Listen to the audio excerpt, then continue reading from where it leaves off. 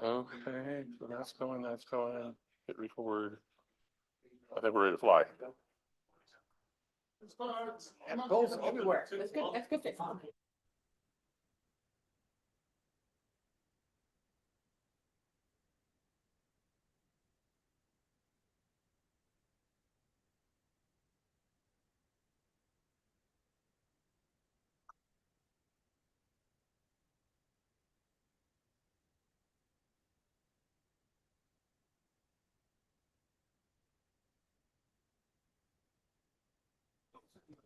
I'm talking here. This, let's see. Well, we do, look up.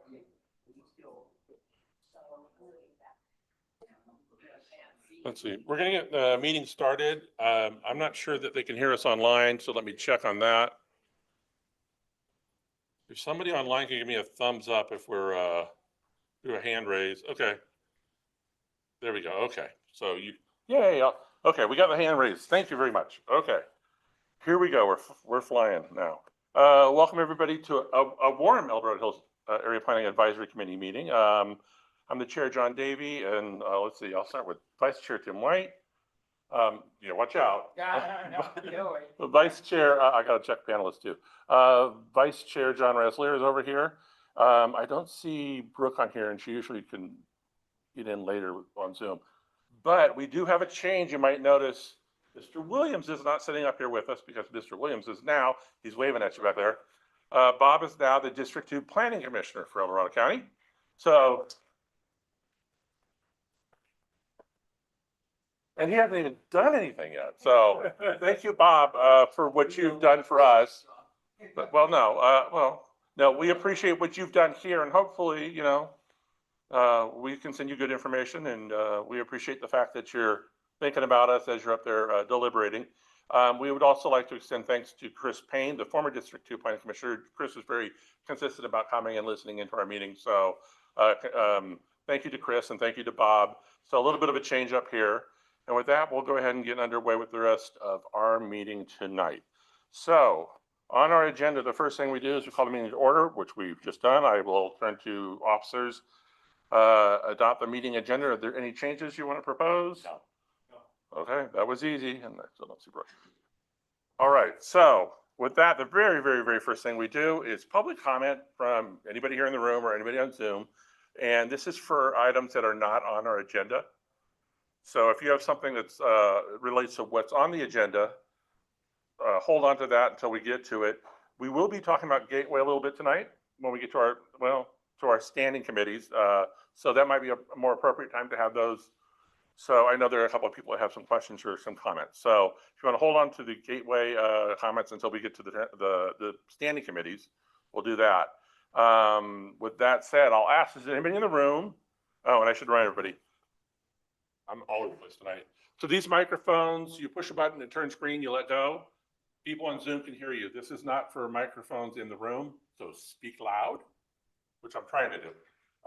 So is there anybody in the room with comments on something that is not on our agenda tonight? Boy, that was easy. So I will go online. I do see a hand up. M. Flowers, you should be able to unmute now, and we're ready to hear what you got to say. I don't hear it in the room. Let me check this one more time. I don't have anything to say. Get her now. Okay. Well, we appreciate you putting your hand up, and it's good to say hi to you. Hi. So we'll go ahead and move along. Check this. Okay, and I don't see, lower that hand. I don't see any other hands up on Zoom. So the next item on our agenda is supervisor communications. I believe George was going to, Supervisor Turnbull. I'm going to look real quick. I don't see him. Oh, there he is. George is online. Supervisor Turnbull is online. Let me go ahead and promote him. He's got his hand up. I'm going to promote you to panelist, George. And then, okay, you should be rejoining us up. There you go. And now, George, if you want to go first, jump on in. Hear me now? There you are. I'm going to turn this up some more while you're talking, George. Okay. That's as loud as it goes. Okay, it's good to see you. Proceed. Go ahead, John. You can go first. Oh, Okay, either way, I had just two things. We're gonna keep it fairly short. First of all, I wanted to let the public know that the Board of Supervisors reviewed the 2016 to 2020 County General Plan accomplishments. And we certified those, which is a requirement. But then we also started talking about future changes to the general plan, whether they would be incremental as we've done in the past, or whether we needed to take a deeper dive and look at either a targeted general plan amendment, which is what we did the last time around, the TGPAU, the TGPA, and then we got into looking at the ordinances as well, or a comprehensive general plan.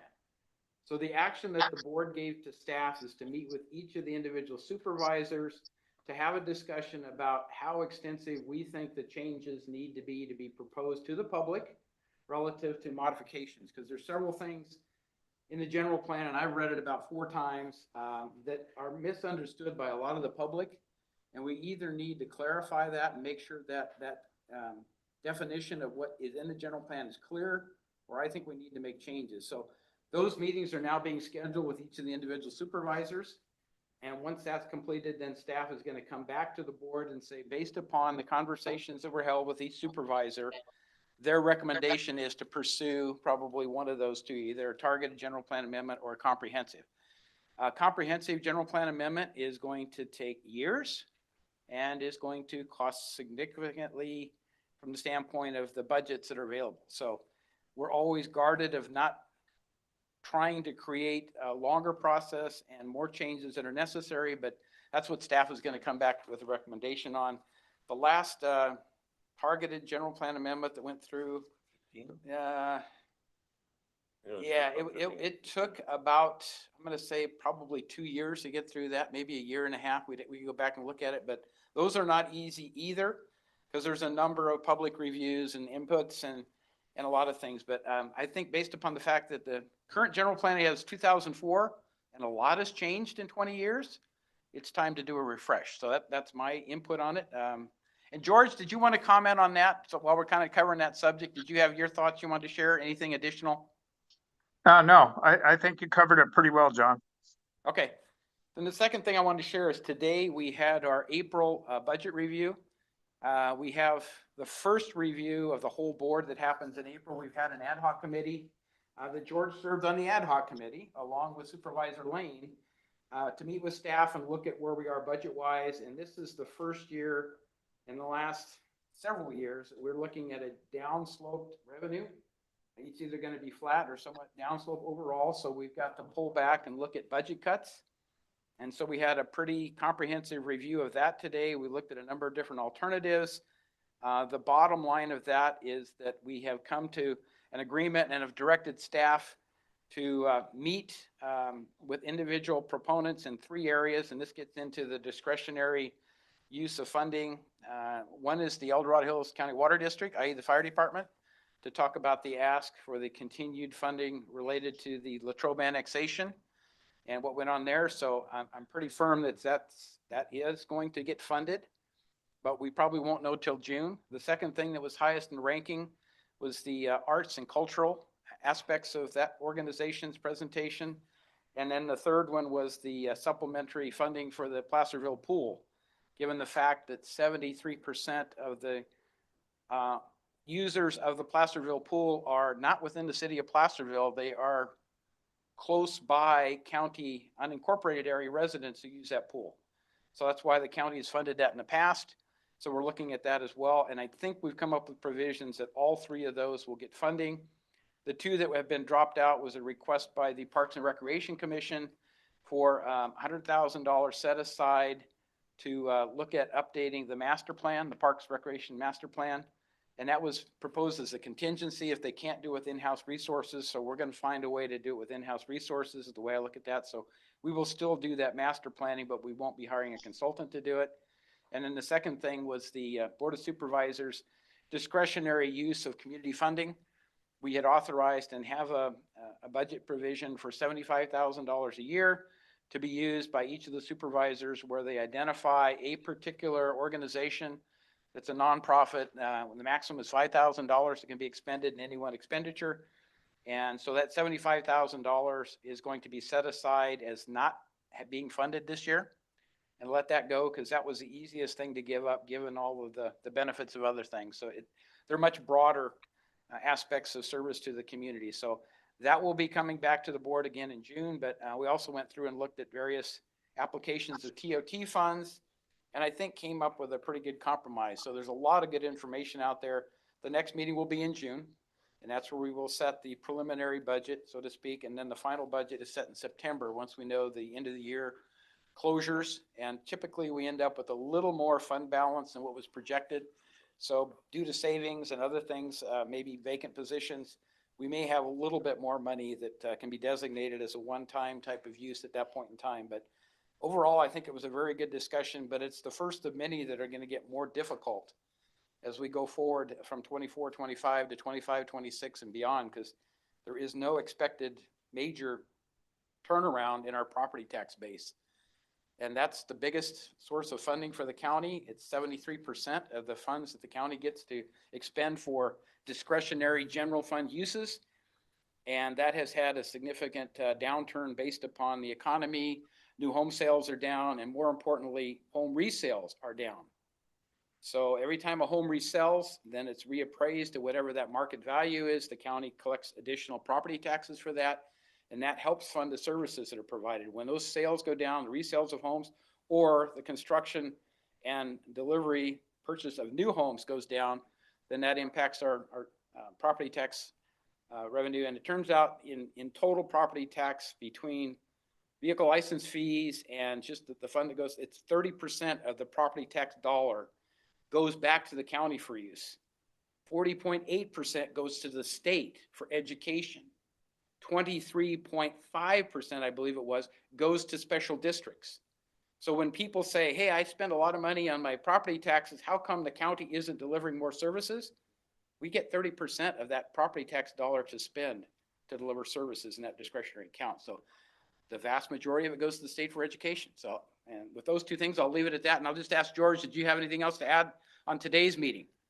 Well, I mean, today's meeting, I was a little apprehensive on some of the things that we did, but we need to, we're going through employee negotiations right now, and our employees are our number one asset, and we got to make sure that we give them what they want, because the problem is we've lost a lot of good employees to other counties and stuff because we don't pay enough.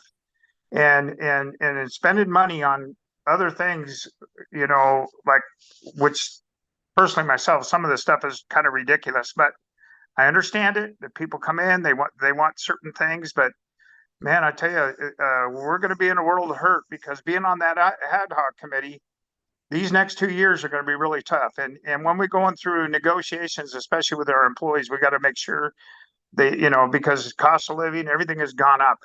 It's just crazy. So I was just a little bit apprehensive of giving some of that stuff to certain things. And I agree with the thing in El Dorado Hills, because it's public safety, especially that fire station is real close to the schools down there, both of those schools.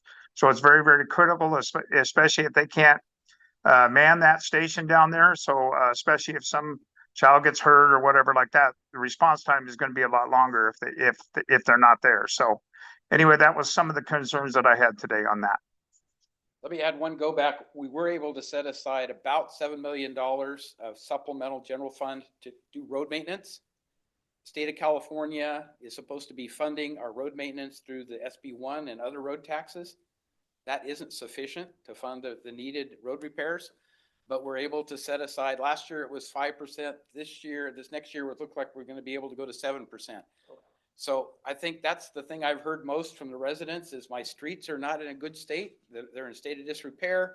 Somebody needs to get them fixed. So to the extent we can, we're spending $7 million. It could be used for other sources to fund road maintenance, because we're not getting the funds out from the state that's supposed to pay for that. That's not supposed to come out of property taxes. So I saw on the consent calendar, John, Yeah, one of the things I want to talk about too on the road maintenance, talking about Grizzly Flat, we spent $8 million up there in road repairs up there. And FEMA was supposed to reimburse us for that. Well, they didn't.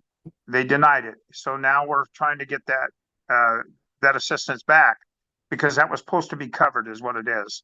And we're looking at probably very minimal amount anyway, even if we do get some. So I wrote a letter to Kevin Kiley to try to change FEMA's ideas on that because it's just not right, especially when that was promised to us and they haven't fulfilled their promise, just like the individual assistant for the residents out there too.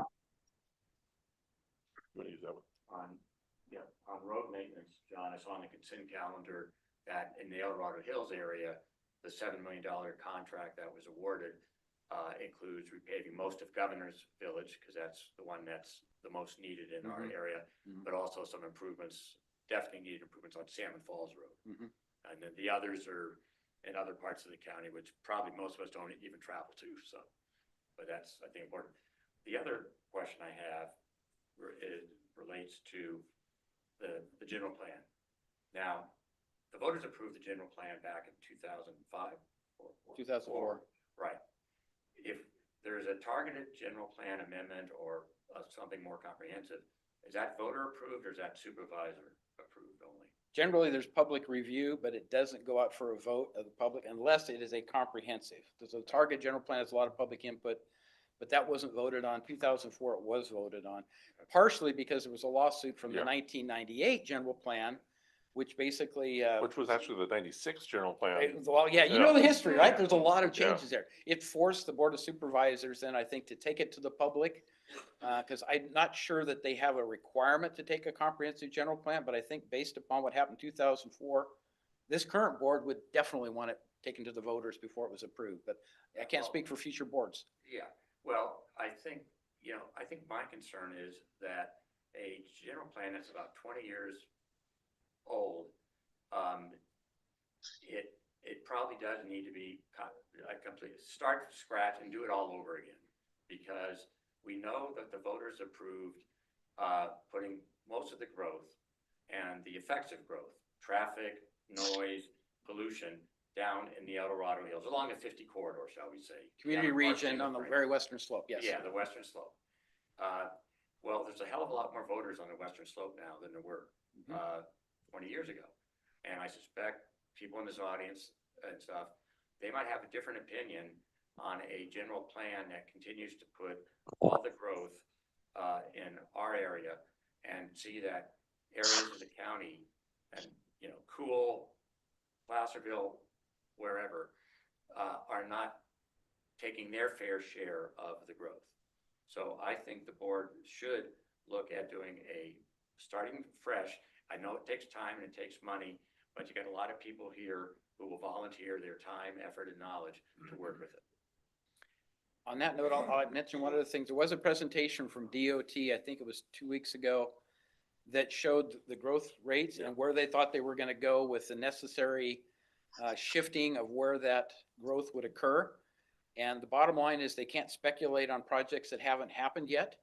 So projects like Creekside and Marble Valley, which haven't been approved by anybody, can't be speculated that that's going to provide additional growth. But with that limitation in growth, they're saying the growth has now got to move up the hill significantly into Cameron Park and Shingle Springs from El Dorado Hills. So that was a major issue or area of concern by some of the other supervisors of where that growth was going to be moving to. So that discussion will continue forever, in my opinion. But DOT did what they had to do, and the board approved it that way. But we're always looking at what is going to happen with future proposals and then approvals of them. So, Yeah, and to that point, I think when I moved here in '95, Cameron Park, my population was bigger than El Dorado Hills. The lines were redrawn a little bit, but yeah. So, the growth here was explosive, 90s through the early 2000s. Obviously, we had a pause in 2008 through 2010, 11, and then it is right back up. So I think with each census, I think 95 census was about 10 to 11, middle of the census. By 2000, it was 20,000 or 18,000. By 2010, it was 40,000.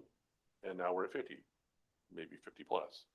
So, and those lines did get moved a little bit, they can a little bit further south. And so, yeah, the growth has been here. I don't think, obviously Shingle Springs, you know, they had some challenges with the projects that were there, and a lot of the residents were upset about it. So there hasn't, but even though those areas are identified as growth areas along the corridor, community regions, there's really not a lot of demand from development and property owners in development to do anything other really than here. I think there is.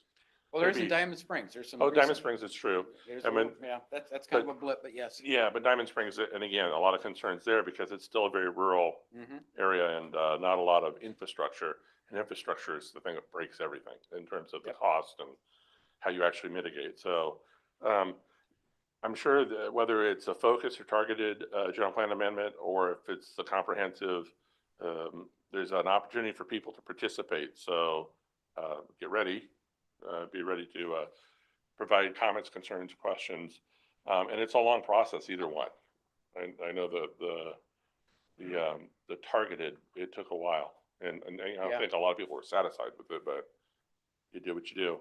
And if we do a targeted general plan amendment, by the time it's done, we're closer to 30 years from the 2004 than we are to 20 years. So, you know, really, do we spend the money, as Tim says, and do a complete?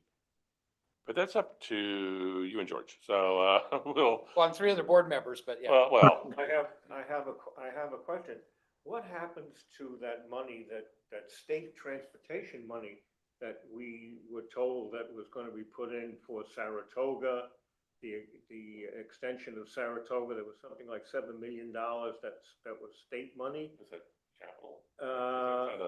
I had seen that a while back for for the expansion at the beginning of Latrobe and Saratoga. And Saratoga's on this side, right? That's on the yeah, north side. no, on this side. So at Elbert Hills Boulevard. Yeah.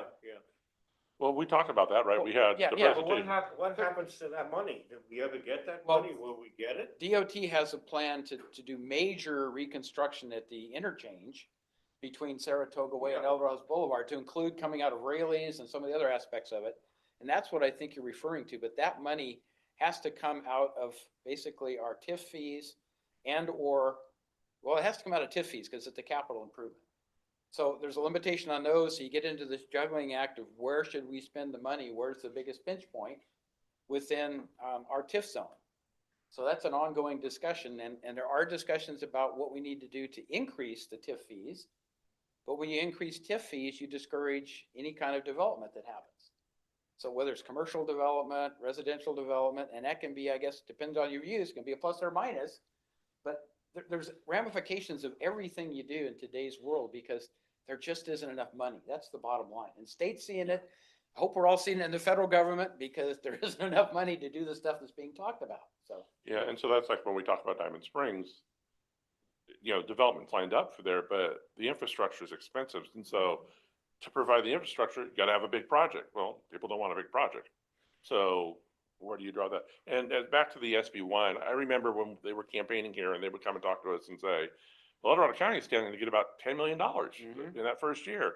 It passed, and within about a month and a half, they said, well, really, it's about 8. And then within about 2 months of that, it'd be about 5.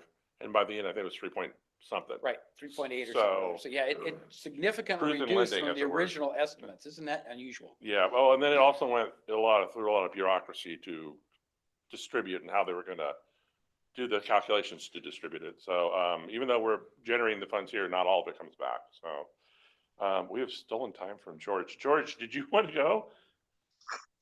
Yeah, just a couple updates. I spoke on the assembly floor for the National Resource Committee on Monday, and to waive all the solar requirements on the people that were impacted by the Caldor fire. That's not just including Grizzly Flat, but all of Caldor fire. So it passed. And then also they waived the FEMA requirements on the Forest Service. So now these projects can get done quicker, because that was been a big holdup. And you know, when it comes to that, especially when the Forest Service can't clean their property, you know what I mean, and do a good mitigation and stuff, and good forest management, and it's hold up because of CEQA. You know, that's a big problem, especially when it comes to our insurance. So that got passed too. So I supported both of those bills. with, and work with Joe Patterson to get that done. So it did pass 100%. Now it's going to go, I think it's got to go through one more committee and then to the Senate. Good deal. Then ultimately the governor, right? Well, yeah. Let's hope he Start writing doesn't letters. veto it, right? Okay. With that, are there any questions for the, we kind of monopolized it up here. Are there any questions for either Supervisor Heidel or Supervisor Turnbull in the room? They want to hear Maya.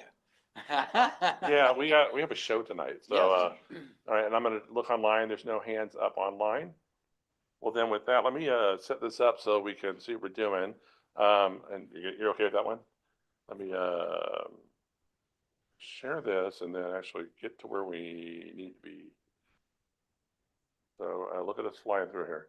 Oh, yeah, I should probably go back. If you want to become a voting member of APAC, work on a project, work on a review, keep it in the back of your mind. Thank you. So we have a guest speaker tonight, Maya Schneider from Marshall Hospital. And you know that, and Maya's going to provide some details about the changes here in El Dorado Hills, specifically for Marshall Hospital. And I would go back to like what I said, in '95 when I moved here, any service I needed from Marshall Hospital, you drove to Placerville. So we do have some services here, some in Cameron Park. And Maya's got some discussion for us tonight to tell us about big changes. So, and you got your microphone and tell me when you want the screen to change. Should I just ding? Or throw something. Throw something on there, so. Good evening, everybody. Maya Schneider, Executive Director of Business and Strategy for Marshall Medical Center. We actually just rebranded and we're shortened our name to Marshall. Everybody says, I'm going to Marshall for care. I went to see my doctor at Marshall, so why shouldn't we follow suit with that? So I'm here tonight just to give you kind of a brief update on what our plans are for El Dorado Hills and respond to any questions that you may have. Next slide, please. So a little bit of background before I dive into our current plans. Many of you are familiar with Marshall. Marshall was built by the community it serves. So we are an independent, not-for-profit healthcare system.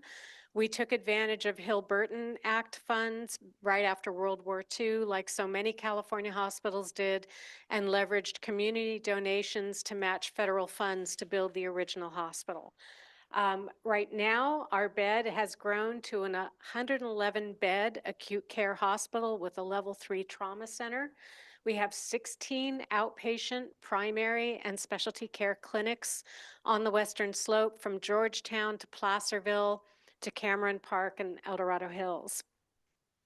We also have our cancer center just up the hill. I like to say one stop up on 50. We are affiliated with UC Davis Health for our cancer program. And so that expands programming to include things like clinical trials and virtual tumor board with centers of excellence. So we're really happy to have strategic partnerships where they make sense for us. And we have around 1,600 employees and about 150 practitioners who provide excellent health care to our community. So just a few pictures for perspective. This is when we actually made our goal for building the hospital. I say we, this predates me by a few years, but it was pretty exciting to actually get the matching funds. It was literally 11 days before the deadline when we got our last donation that put us over the top. And you see there the original cruciform architecture of the building, which is now buried deep in a lot of other buildings that have been barnacled onto it. So our hospital campus has grown quite a bit in 60 years. Today, I have two images. On the right is our hospital. And like I say, you can hardly recognize it from where it was 60 years ago. And on the left side of your screen is the image of one of our campus buildings in Cameron Park. And in Cameron Park, we have an outpatient surgery center and many specialty care clinics. And then what we're really excited about, and what I'm here to talk about tonight, is our El Dorado Hills expansion. So many of you recognize this as one of the former Blue Shield buildings. It's in Town Center West. We finally consummated the acquisition of that building just a few months ago, and we will be habilitating it to a medical office building. So we'll have about 49,000 square feet of usable space that will be medical offices. And why are we doing this? We're doing this because we are committed to creating a community where everybody can achieve their highest desired state of health and well-being. And our service area is defined very clearly as the western slope of El Dorado County, from the summit to the Sacramento County border and beyond. And so we feel like there's been a gap here in El Dorado Hills. We have a small presence here. We're hidden, buried in a business park down the road. Very few people know that we're here. And so we really want to change that. And we want to have a much bigger footprint here. So what are we doing? The first floor is about 25,000 square feet, as I mentioned. We're going to have primary care there, and then we're going to have some specialty care. So we'll have our orthopedic clinic will be there, and we'll have physical therapy, rehabilitation associated with that. But then we're doing a different model. We're doing something that doesn't really exist in the region, which is a same-day orthopedic clinic. So if you have minor orthopedic trauma, rather than going and waiting in an ER waiting room for hours, you can come directly to that clinic and receive care for minor orthopedic injuries. There are similar models to this in other communities. There's one in Reno, there's one in the Midwest that we're aware of. But we really feel like this is innovative and, based on our research, a very needed service in this area. So we're really excited about that. We may have other specialties rotate into that first floor. And our tenant improvements, finally, we're out of permitting and we are ready to go. We've actually started demolition. RCP Construction, Rick Poipow, is our general contractor for this. And it works out really swell because Rick was the original builder of that building. So he knows that campus inside and out. So we're hoping, fingers crossed, for an estimated opening spring of next year. So if all goes well and the creek don't rise, that's our date. So I don't expect any of you to see the detail here, but at the very bottom, right where John's head is the entrance to the facility. Right, thanks, John. Good point, Supervisor. You say you look through his ear? The entry, right, thank you for the laser. So that's the front entrance to our building. Of the 4 Blue Shield buildings, we are the one that's most clearly visible as you are eastbound on Highway 50 going up from the Sacramento Valley. So it's the one that's right there, big sign. There we are. If you look inside the yellow area, that's our atrium. That's where all of our patients will register regardless of which clinic they're visiting. And then the walk-in clinic will be to the right, physical therapy to the left, and then, as I mentioned, the orthopedic and primary care clinics in the back. We've spent a lot of time working with our architects, designing a space that will be patient-friendly, patient-centric, and really focused on making the experience of going to get healthcare as easy and as stress-free as we can possibly make it. So what about the second floor? There's another 25,000 square feet to deal with up there. Right now, we don't have any plans. I have a number of discussions going with strategic partners to put space or to put clinical services up there. One of the challenges in healthcare right now, and if this is not just Marshall, this is really everybody in healthcare, is the difficulty in recruiting providers. So we have lots of specialists we would love to recruit, and they're just not there. They're not out there. And when they are available, it's very aggressive, very competitive to recruit those physicians. And if you're a large organization whose name starts with a K and ends with an you have the opportunity to offer really significant sign-on bonuses. And that's really not something we have the bandwidth to do. So recruiting is just difficult for everybody. And we're working with legislators to try to free up space and funds for nursing schools and medical schools to get more graduates out, but it's going to take a while. So I'm working with strategic partners. I mentioned our UC Davis affiliation. Where it makes sense, Marshall likes to coordinate, affiliate, partner with other providers so that we can leverage what they've got, what we've got, and help benefit our entire community. We are, though, fiercely independent and very careful about the strategic partnerships that we decide on. We also are working with our board of directors, our volunteer board of directors, and my chief executive team to determine really what are the best opportunities for the second floor. We also got some really great input from a number of volunteers, some of whom are in this room tonight, who are members of our El Dorado Hills Healthcare Advisory Committee. They met with us about 10 times over the period of a year to learn about Marshall and to give us their opinion on the kinds of services that should be offered in that building and what the method of delivery might look like and how they wanted the look and feel of that building to be. And then, of course, financing is a challenge. It's a challenge for everybody. Interest rates are high, money is hard to come by, and we don't want to put anything on the second floor that isn't actually generating revenue. So we're not going to put, like me, on the second floor. We're not going to put any business services up there.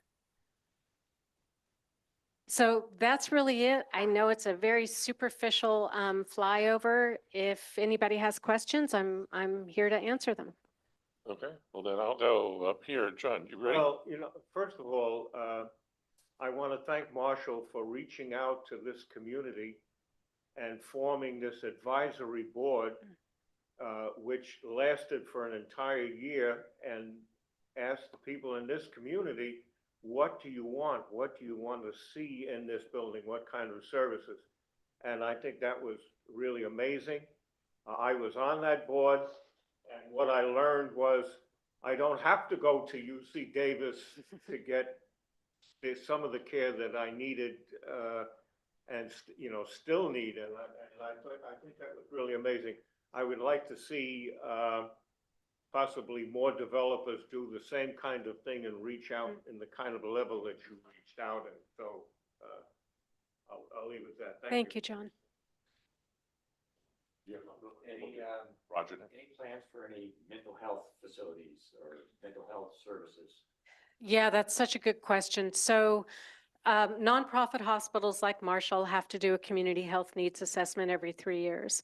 And like any hospital that does a community health needs assessment, really anywhere in the United States, one of the top 3 issues is always going to be more mental health care is needed.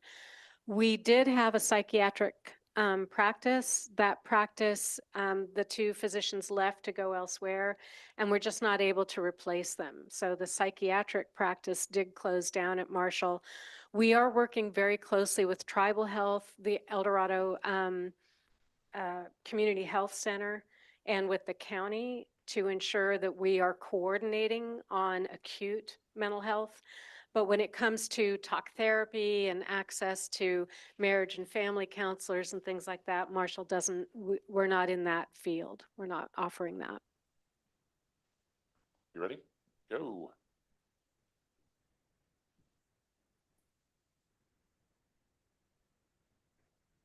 Hi, I've got a couple questions.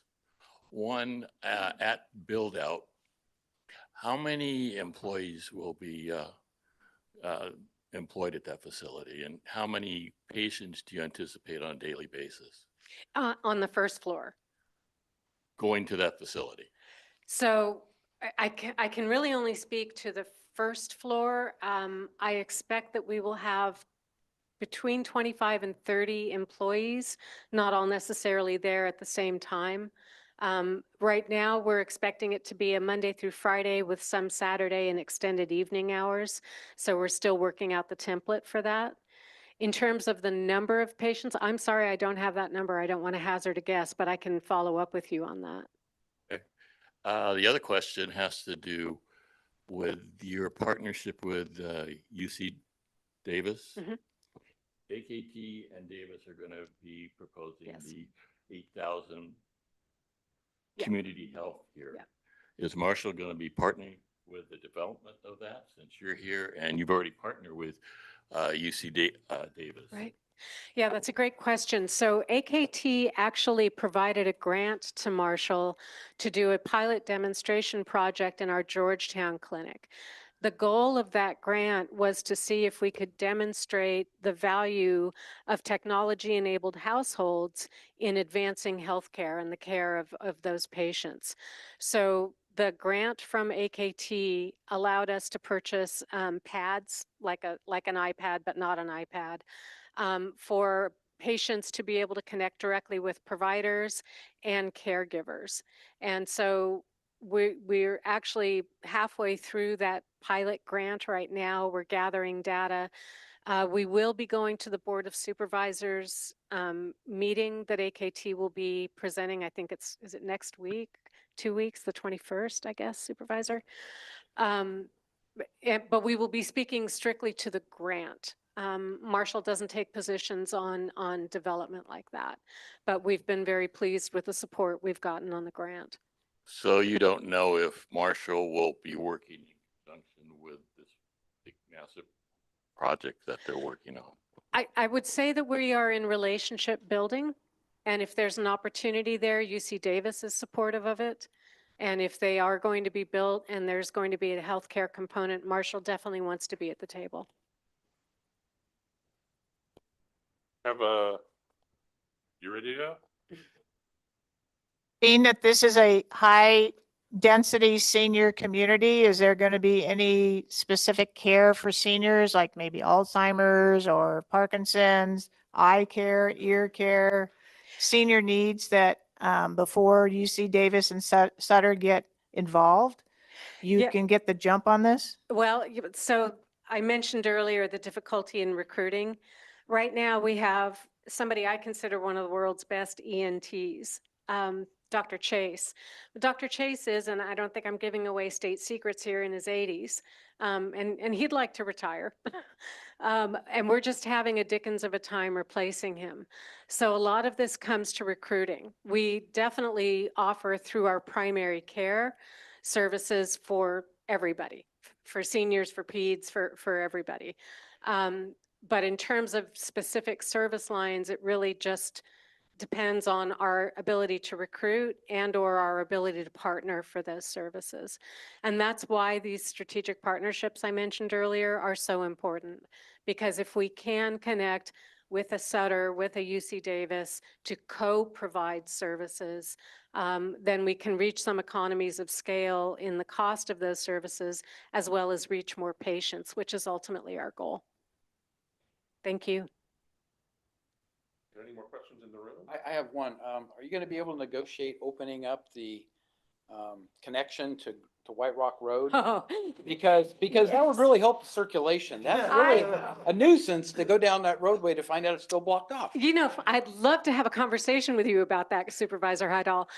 So yeah, Marshall very much wants to see that road open up. And because we are now a member of the Ridge at Town Center and Town Center West Property Owners Association, we will have a voice on that board. But Chief Johnson here made it very clear that they want the road open as well.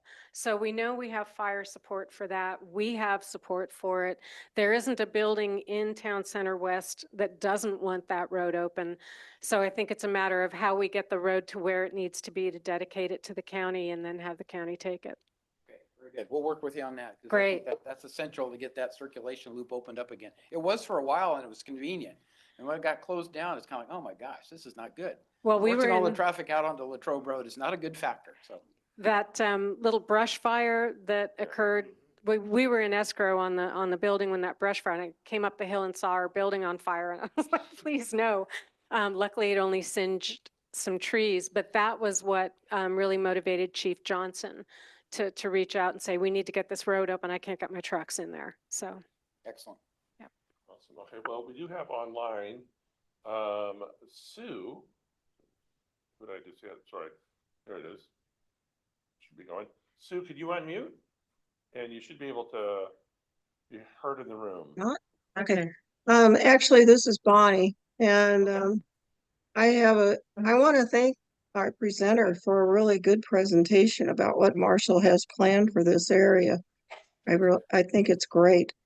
I have heard that part of your community services aspect is going to include a room that other organizations can meet in, such as AA, divorce care, grief share, things like that. Is that a possibility, or is that on the plan? Thank you so much for the question. There was a period of time when we were looking at a different commercial project near the library in El Dorado Hills. And we were in discussion with the county librarian about could we co-develop a community space. So that conversation was specific to that location. And when we bought this building, that took the Serrano location sort of off the table. That said, I agree with you. We need more community space here in El Dorado Hills. There's really not enough meeting places. And we've all seen this room many, many, many times. So we're with you on the need. I'm not sure it would be in that building, but if there's a way we can help facilitate that, Marshall would be really interested in being a partner in that. Okay, thank you. Thank you, Sue. Or Bonnie, sorry, I'm looking at your name on the screen. Okay, Pardon me? I'll clue in eventually. Thank you. Well, that's okay. Okay. So are there any other questions in the room? Way back, you have a microphone, Andy? Bill. You can take it off. How do you do it? Oh, it's already done. He can use Thank it. you. Hi, Bill here, Bill Knox, and I just have a comment rather than a question because I'm a resident of Four Seasons, as Mr. Rassler knows very well. And I know that you folks came out to Four Seasons very recently from Marshall to make this presentation. I just want to congratulate you for allowing people in this area an opportunity to have a choice. So thank you very much for that. I think that this will go well. And I, for one, appreciate, even though I'm not a member of Marshall, I, for one, appreciate the fact that people in our community need choices which you provide. Well, I really appreciate that. Thank you. I will pass that to my leadership. And just because you're not a member of Marshall's family today doesn't mean you can't be tomorrow. So we're always going to leave the door open for you. That's a soft sell. Very good. There you go. So if there's no other question, I did have one question that I'll throw in. So this is a significant investment and it is leaps beyond what you have currently in the business park. So, thank you for doing that.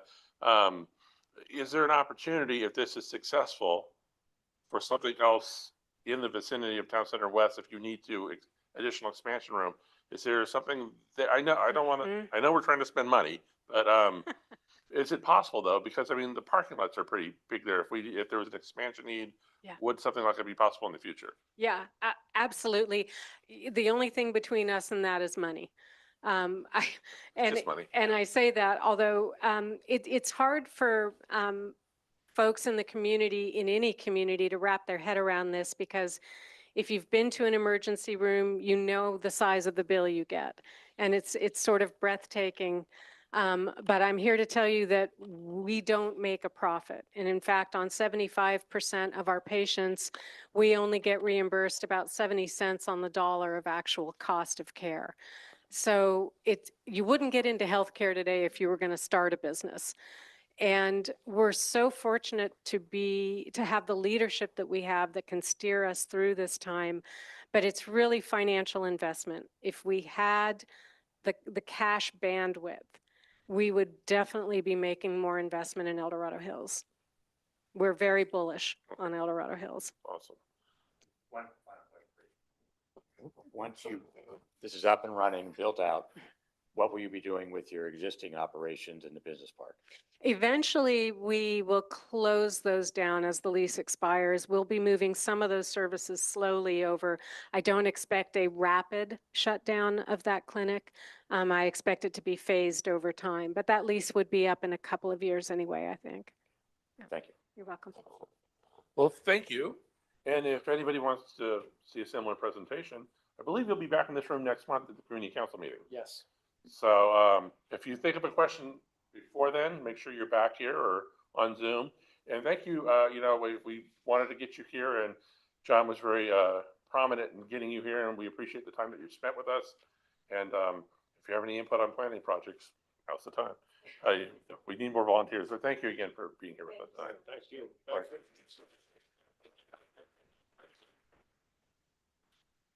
Do we need to do anything else? Yeah, I guess we do. So we're gonna move along on, we don't have a lot of project, trying to get to this right here. I'm blind. There it is. So I'm just gonna share this. That one. Should be going. So on our agenda tonight, we have some updates from our, well, updates or just statuses basically from our standing committees. We have environmental and we have transportation. And we do have some information on transportation. And I will say that last month we did have 2 sets of findings and a cumulative finding, essentially on the Gateway project that I know a lot of people are very interested in. These committees have been working a long time, and mostly I think it's centered around questions that are unanswered in terms of like, we don't know. We know how it's described, but we don't know detail. So they've been working with what can be known. So we're gonna go ahead and jump into this real quick. And I don't know, do either of you guys want to steer something here or just okay. And are you green to talk out loud in case I point at you? Yes. I don't know that I'm authorized. If you want to go ahead and start. Sure. Oh, I can't. I'm not the chief, though. So I just wanted to quickly summarize the report that we submitted last month and reviewed in detail. But just from a high level, as John said, we're going by publicly available information. When we compile a report, we're going by publicly available information. Imperfect, it's certainly imperfect, and we're working hard to get more clarity on that. And that's been a lot of the activity that we've been doing over the last month, and activities coming up in the coming weeks. But just so everyone knows. Well, my phone doesn't do the room. It's only for Zoom. The people in the room can't hear him either at all. Okay, gonna yell at you now. I'll be louder. It does, this is only for Zoom, not for here. So the main factors that we came up with were increased load based on the traffic report that PAC Trust had submitted to us and our calculations. The routing, the limited access of the current facility being built. There are only 3 ways in and out right now, which has the potential to create bottlenecks in a number of places. Safety, we're looking at hundreds and hundreds of trucks. Trucks are inherently dangerous, especially on the types of roads that are around the facility, and parking restrictions. Distribution centers are notorious for having parking situations with idling trucks, and that just isn't compatible with the area. So at a high level, that's what we saw. We've had some recent developments. One of the things, the Citizens for EDH group and Supervisor Heidel has arranged a meeting with PAC Trust. We hadn't been able to speak with them in the past, but we're going to be speaking with them on Monday. So thank you, Tom, Supervisor Heidel, for setting that up. So we have a cross-section of people from the community that are going to be listening to what they say, getting more data about the project, and making adjustments to our report as necessary and communicating that back out to everyone. Next slide, please. Yes, that's fine. So one of the things that I consider a significant development is we met with Director Martinez from DOT at his request. George Steed and I met with him to go over our concerns, to make sure that he understood them, he understood our concerns. We debated a little bit of math, a little bit of methodology, but I think we're clear now. He also said that the county staff had reached out to PAC Trust to try to get some clarity on that as well. So hopefully we're triangulating on the truth so we can really assess the true impact of this. And again, I think we're making progress on that. around Gateway.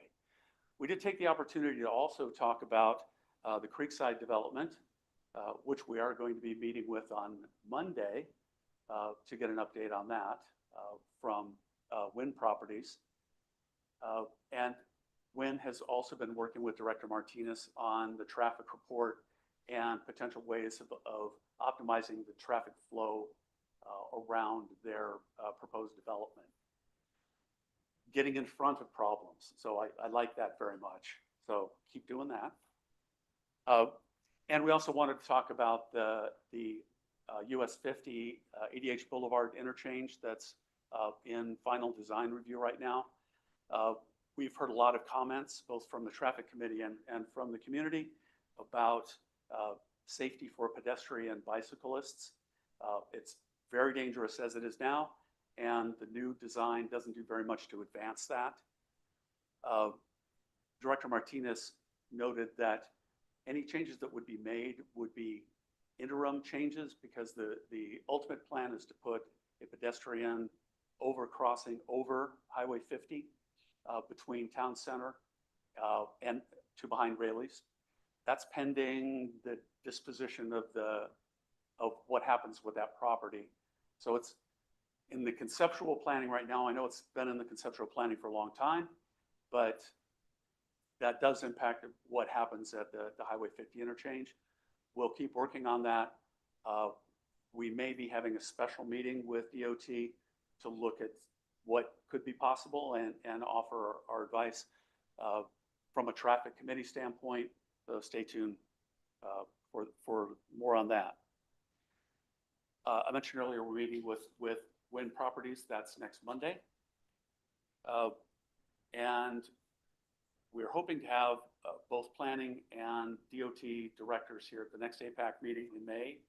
And we'll be meeting, the Transportation Committee will be meeting with them prior to that to, again, hopefully get all our facts together and have all the issues understood and see what potential options we do have. So that's my quick update. Thank you. Okay. And to that, I did speak with Director Gardner from Planning on the phone, and there was, I think, a misunderstanding last month. She had a conflicting schedule, and I think we talked at community council that it was possible she'd be here, but she had a meeting with based on the supervisor. It was District 5. I'm trying to remember. Who was that, Bill? Yeah. So she had an engagement, and she wanted to make sure that people knew, hey, I wasn't blowing something off. We didn't ask her to come for that. We just heard that she might. So, and I did remind her she has an open invitation to be here whenever she wants to be. And I think to some degree we would stop a meeting just to hear from her. So, and then I know that that our group said have a quarterly meeting that's tentatively was May 20th. That's after our meeting. Yeah, you're welcome to that. And if I'm available, I'll try to, because Bob was involved in those meetings too. Gainful employment prevents me from doing a lot during the day. So, but if I can reschedule, I'll try to be available. Don't give up your day job. You need to keep that for a while. No, You got kids in college, right? One more at Cal Poly. One more at Cal Poly. Okay. So, yeah, so hopefully I or Tim, maybe, I don't want to, I'm signing Tim up for stuff right now. But just so that we have good representation, that we have a lot of ears, and, if we're thoughtful about how we approach this and we're listening, and I think the dialogue is the most important thing, because you guys have been very engaged with county staff. With that said, shall we slide over to the environmental, and we'll just have a little update, and then we'll open it up for discussion. Yeah. Oh, you have one of these over there, right? You, Tom? Perfect.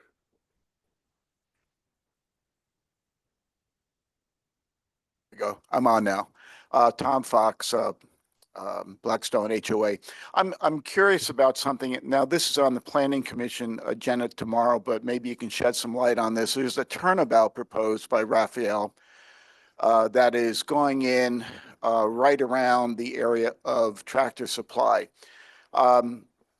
My misunderstanding was that the traffic signal was going to go out there and a traffic circle was going to take its place.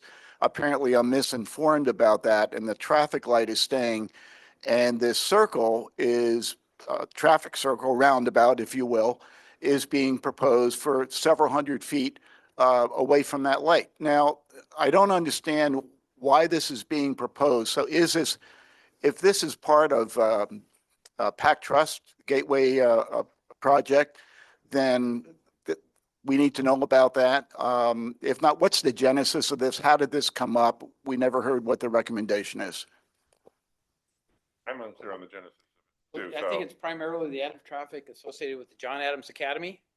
Sorry, John, I can't hear. It's the added traffic associated with the John Adams Academy. They just, about 9 months ago, increased their footprint to go to double the space. It's a huge demand by the public to send their kids there.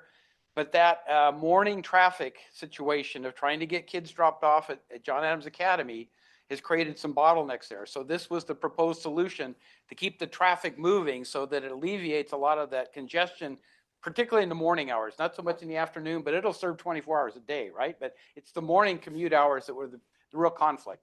Okay, and would this be going in south of Club View or north of Club View? You want to pull up a map? So maybe if you've got one, it's probably easier to be very clear about it for everybody as opposed to describe roadways that people don't know, right? So if we can pull up a map. It's Hey, on Foothill Parkway, right in front of Tractor Supply. It will encroach more onto the Pac Trust property. Robert J. Matthews. Yes. Yeah, Robert J. Matthews, the intersection of Robert J. Matthews and Golden Foothill. And the reason that they're proposing a traffic circle is because it's too close to have a signal at Robert Matthews, another signal. Has there been any discussion about how this is going to coordinate with proposed roadways for Gateway? I mean, if so, are they sharing in the cost of this? Those conversations are happening now from how it coordinates, but there's no additional funding that's coming from the existing PAC Trust development. So if I recall, this is one of 2 approved public safety projects that go under our traffic impact fee structure. So we were able, with Joe Harn's inputs and a lot of discussions, to define categories of improvements necessary for safety, separate from the needs of capital improvements capacity, those types of things. So this is one of 2 safety projects that have been approved. The other one's off of Bass Lake Road. And I think it's Hollow Oak and Bass Hollow Oak Lake. is, across from the fire station. Yes. Because the road, the driveways for the fire station at 86 and Hollow Oak are very misaligned. And so there's a lot of residential development, obviously Bass Lake Hill specific went up Hollow Oak. So I know that we worked with DOT this year to get that right turn lane on northbound Bass Lake cleaned up because we don't have sidewalks or anything like that over there. The sidewalk starts to the other side. So it's a big drop off. And so would they propose this as a safety enhancement for vehicles to make that turn because they're back up traffic, sightlines are poor. So it's right, Yeah, right there. right here. So it's Yeah. close to the line. It's too close to Latrobe Road to put another signal in here because all the traffic gets stacked up with that signal change. So by putting a roundabout in, you continue to get the circulation, which will alleviate stacking up on Latrobe Road to try to get in the entrance. So it's right across where the Pet Wellness Center is. You know where that is? Okay. Tractor Supply is up here. So this is Tractor Supply, and then this is that intersection with roundabout.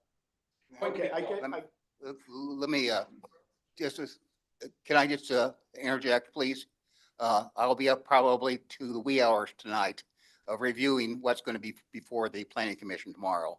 So I hope I'm not going to speak out of turn, but I did meet with Raphael on this topic on Friday, so I might be able to elucidate a little bit more about what that is all about. The actual position of the traffic circle, there's no design yet that has been developed. There is no design. It's The all exact conceptual. location is really not known. However, they are going to take into account the ingress and egress from the Tractor Supply Company and the 3 proposed fast food centers right below there.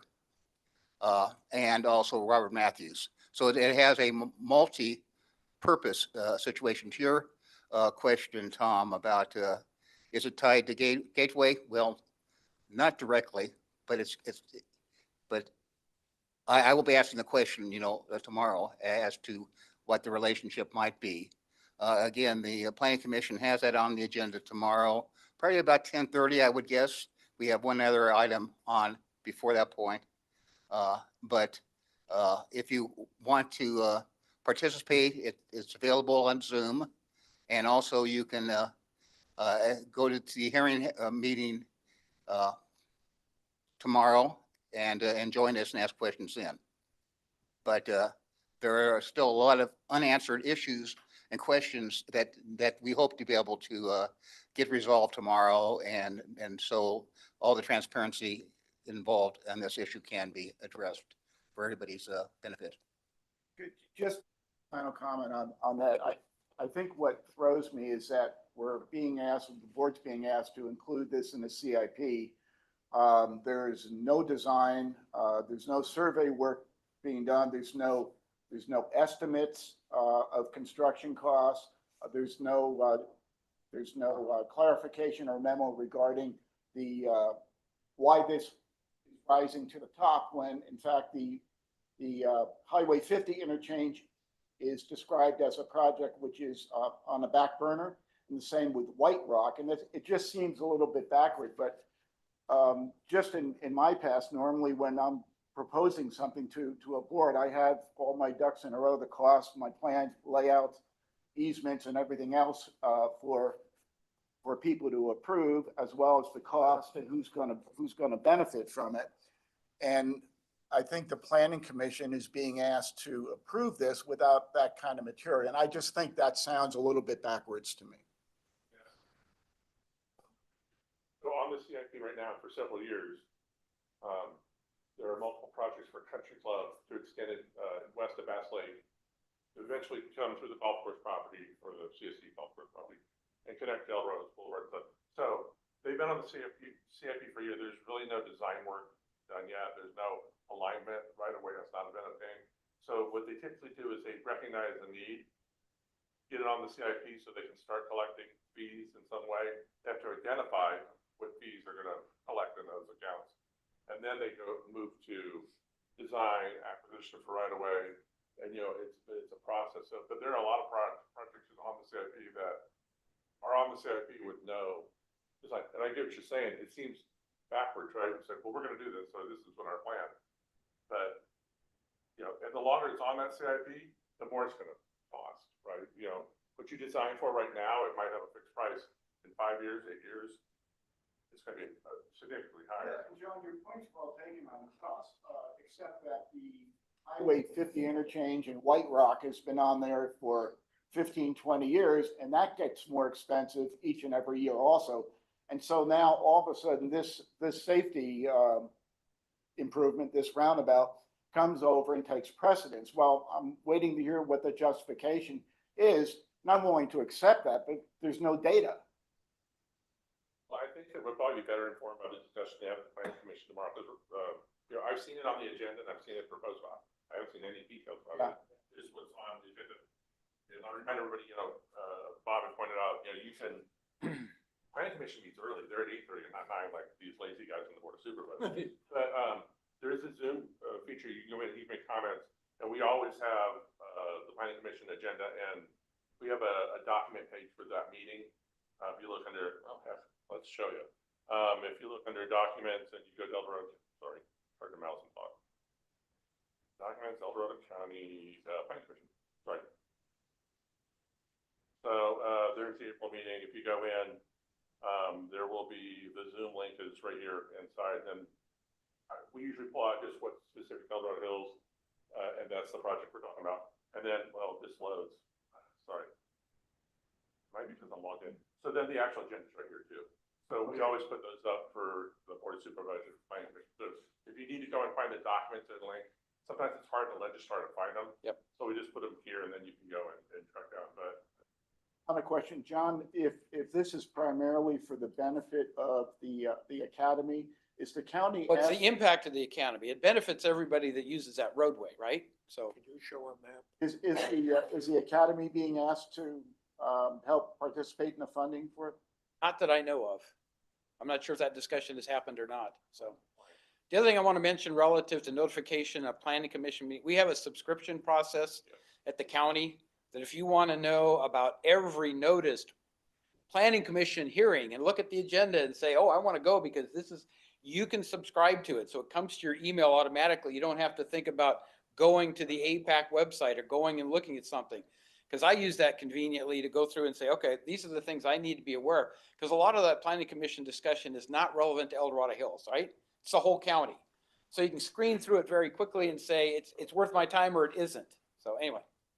So Sean has asked for this to be on the screen, so I'm gonna come here and throw this in real quick, or real slow, as the case may be. But I think there have been traffic counts taken out there during that morning peak demand commute. Well- So I expect that to be in the planning commission package, but I haven't seen it, so. Oh, here it is, right? Now, I'm a bike rider. Yes, So when I go here in the afternoon, you have cars backed up maybe 2 or 3 miles Mhm. waiting to turn to come into the academy. And that's the afternoon. Mhm. And probably in the morning, you probably still have 2 to 3 to 4 miles of cars coming in into here. I don't see how that interchange, that roundabout, I'm gonna call it, is gonna do anything for that. when you think about parents trying to get into queue, to get into the academy, if they get queued all the way out on Latrobe Road because they can't get into that intersection because of just the normal traffic flow, that's what we're trying to prevent. They're probably queued all the way up through the business park to White Rock. Okay? And I think that, yeah, DOT has those numbers, so. You know, And they have a traffic demand model that they put the roundabout in the traffic demand model to look at what traffic that will alleviate. And it comes out with a very positive result. So ask them about it, Bob. Get all the Well, I data for the certainly will, public. John, But it because, should be in your package for the planning commission. Well, actually, it's not, John. Really? Okay. Yeah, the background information, the backup information is really non-existent. What is backed up though is about 5 pages, 6 pages worth of documents in very small type of all the unfunded projects. And so what we have here is basically 4 projects in the entire county being considered at this stage. And obviously, one of the concerns we have to make is priorities and how that go about. So I'm not questioning the wisdom of the 4 at all, but I think we need to understand how that was derived and how we go Well, on. the agenda is not about this project specifically. It's about Correct. No, 4 it's not. projects, It's- different subject matter. We just Yeah, changed no, gears, it's just right? about the roundabout. at this Okay. point. Because with the boards, look at where we need to try to prioritize things and influencing DOT. That's what they're trying to get the planning commission's input on, because that's the way you get public input. Of those 4 projects, what are the pluses and minuses? What are the key demands? And once they get inputs on those kinds of things, then they can develop the more detailed analysis. Because if it really says the lowest priority that's being considered is that roundabout, then that puts it in the right tone, right? Then DOT knows, they'll come back to the board and say, this is what we got out of the planning commission, et cetera, et cetera. But it's all a discussion. It's all a public review process. And I would just encourage anybody that has the time to participate in those things. We're trying to be very transparent with all these things. I will tell you, 8 years ago, our planning staff at the county, our DOT staff wouldn't have any thought of coming to a APAC meeting and talking openly about what's being planned. So John, we've gotten to a much better place in terms of transparency. We need to use that to our advantage, just to share information and to make sure any changes that happen to our community are the best we can make them. John, you're correct about that. The only reason, and I am on the distribution for a lot of different commissions. Yes. The only reason I was bringing this up is because there wasn't any justification or detail. Okay. That's the All only right. reason I brought it up. Understand. If there had been more information, I would have been satisfied. Got it. Okay, thank you. So, and I'm assuming, I'm sorry, Bonnie, this, but George, just jump over to you and, you know, the thing I've been trying to tell our standing committee is that there doesn't have to be a detailed report every month with updates. These guys are working hard. There might not be an update, but the data fight this week, we're still working. So, and that might be the case right now, but I'm going to turn it over to George. We're still working. So, I'm going to jump in here. The one thing that we have been talking about as a group were the stormwater runoff on the graded permits for buildings 112 and 113. And I don't know if you want to describe them. I have them here. They're too hard to read, obviously. Yeah, they're not So, readable. but you can go in and track it and see it. But They came up at the last meeting. For people that weren't here in the last meeting, there was a question about the stormwater runoff at the building site for the 2 warehouses at Golden Foothills that are under construction there. And the question was, there was runoff that appeared to be dumping into Carson Creek unrestricted and so on. So we did go back and take a look at that. And I've got to hand it to the building inspector on the site because he kept conspicuous notes on what occurred, when it occurred, and what steps were being taken. And while you see kind of perfunctory, the usual kind of handling up until the time that a citizen report was made, he was making attempts to look at the impact, get the proper people involved, and resolve it. Once it hit the photos, the camera videos, that got a lot more attention, and they got the state water resources out to take a look at it, and a number of others. This inspector kept on the builder and the county until they resolved his primary issue, which was the erosion, and treating the erosion with some appropriate erosion protection. Ultimately, the complaint, as far as he was concerned, was closed out on April 9th when the contractor did do some erosion control and so on. So while, you know, for us sitting on our side as citizens, we look at it and say, hey, there were a lot of gaps here. And there probably were things that could have been handled a little quicker and a little better. But the bottom line is that it wasn't dumping into Carson Creek or the wetlands. It was dumping into a sewer drain. And that in itself is a problem, but it reduces some of the environmental impacts that we would be concerned about. So I think kudos to the building inspector on site. My name, Shannon Gardner. Shannon Gardner. Okay. Yes. So yeah, Yes. and it started in January and went through April, so very diligent.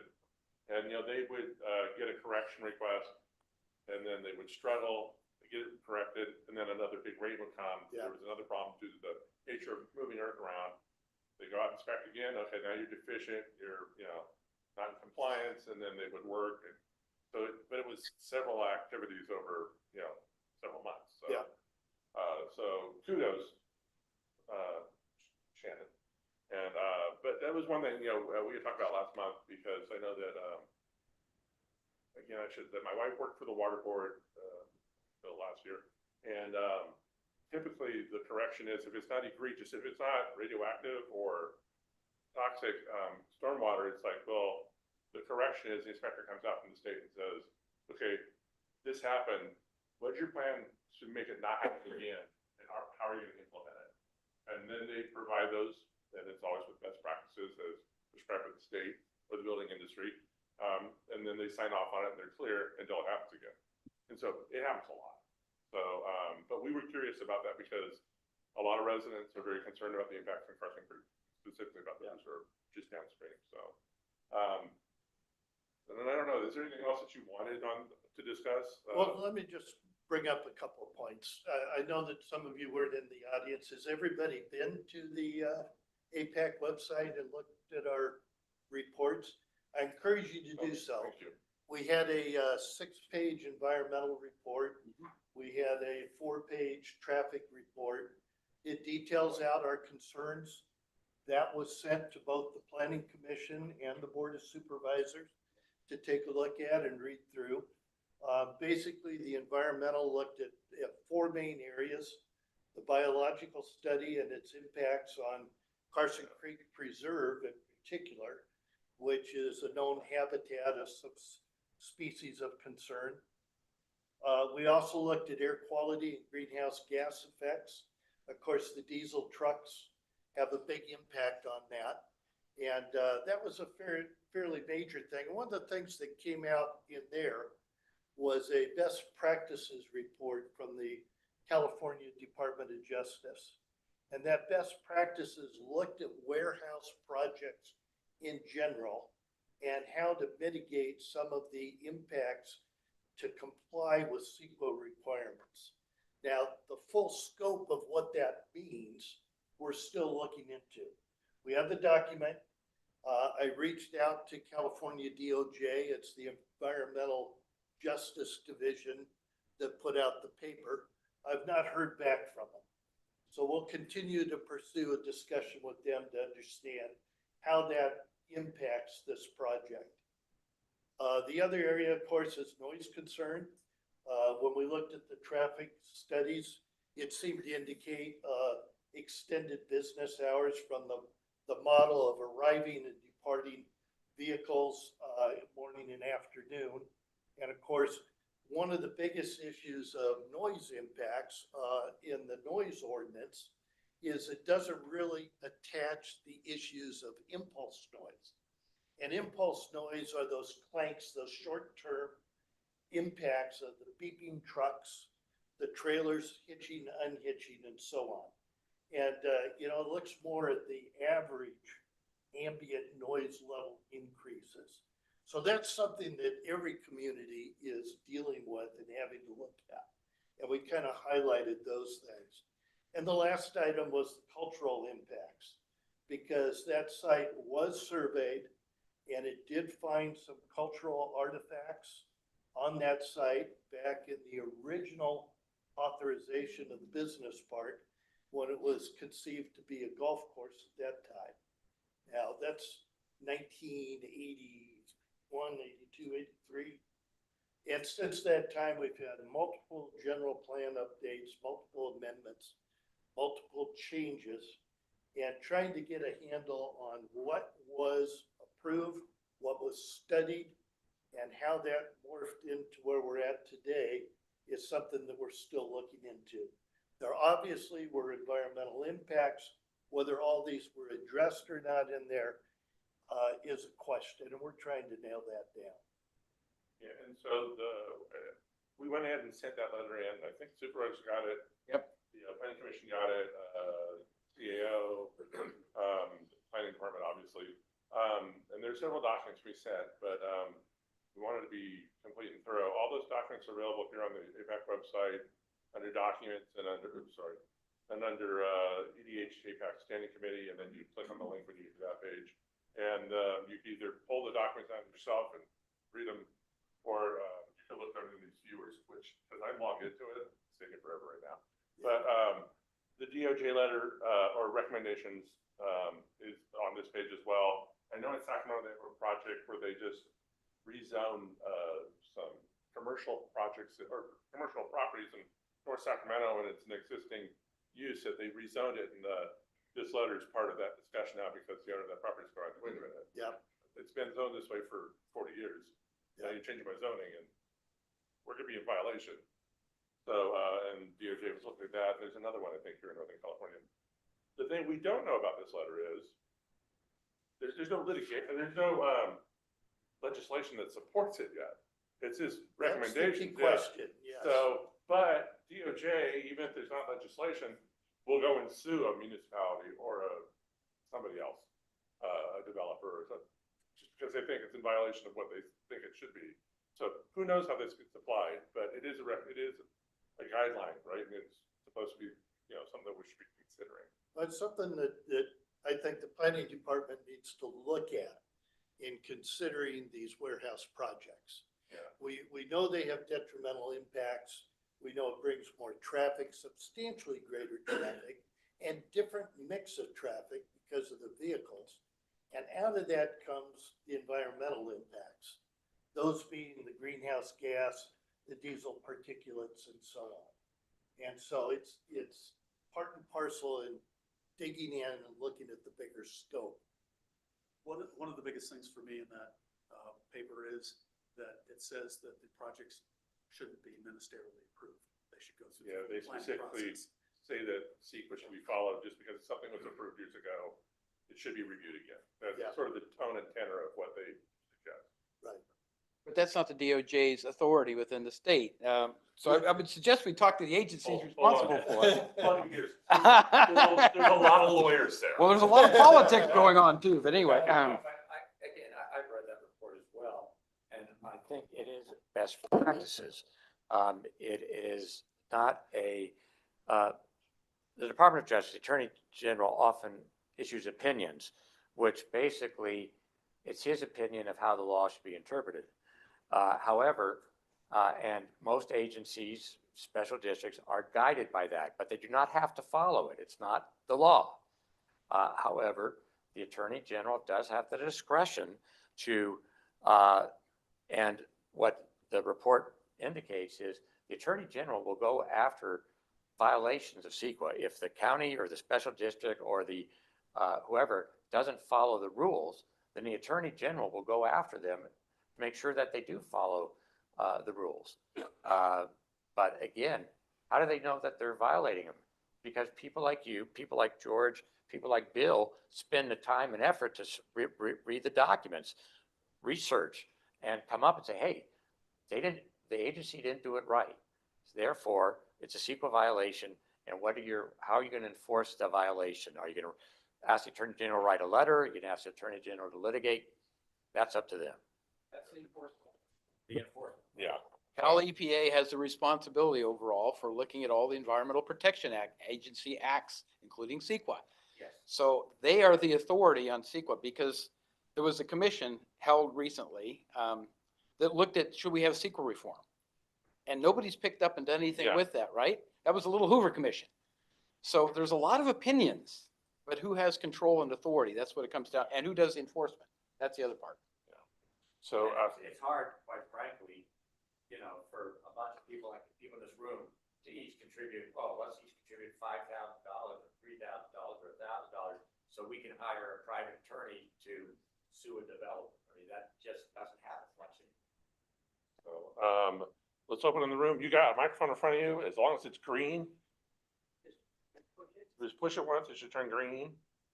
And once it does, you should be, oh, there it goes. Oops. Push it, actually, just push it one time and it should turn green. Let's see. Try it one more time and then let go. Just push and let go. There it goes. Okay, so I ride my bike in the neighborhood. I'm over in Heritage. I ride with my wife a lot. And then another guy, he and I put in an easy 15 miles going from Heritage on the bike trail, walk, hike, running trail through Heritage, over by the academy. Over the past 6 years, watching this last year, they were very organized at the academy, lining up, and then going all the way through Backstone and. Oh, yeah. If you, so basically, So, and then going through Blackstone all the way to White Rock and back, an easy 15 miles. So be that said, currently the builders with the project over at Gateway, I'm afraid to go out there because I think it actually, where some of them are parking, it's a faded red. So there's issues. So our community has been growing, and this project at Gateway, the way it's going and how it's going to be, and the reduced unrealized income being a non-research and development project, that sucks. Anyway, so as a bicyclist, I'm just sharing my perspective. What's safe, what was safe is now degraded, and it will continue to do so. That's it. I think the options for residents is that there's a phone number and there's a form on the DOT website, of the page in the county website, where you can submit comments and questions. I don't know about if it's a no parking zone or if they have allowances for the construction activity. It might be a short time where they give them a pass to do what they're going to do. But I would say that if you have a question, that's where we ask. We ask DOT, and then I don't know that DOT has a project lead for all these things that generally is in the field working with the active development projects on almost a daily basis, because they have to address issues that come up, because nothing can be designed perfectly out of the box. There's always things that come up that have to be resolved from the standpoint, okay, you got to make additional corrections here and here and here. But that's who you need to contact. DOT has the number. We can share that with the number. I don't know if DOT's number's on your website or not, but there might be only, if I put it on there, it was probably 2 years ago. But that's where those kinds of complaints should come in, because they can probably go out and look at the situation. If there's an alternate place to park that's safer, that doesn't take you a quarter of a mile away, then I think they would authorize it. The other thing they could do is put out cones.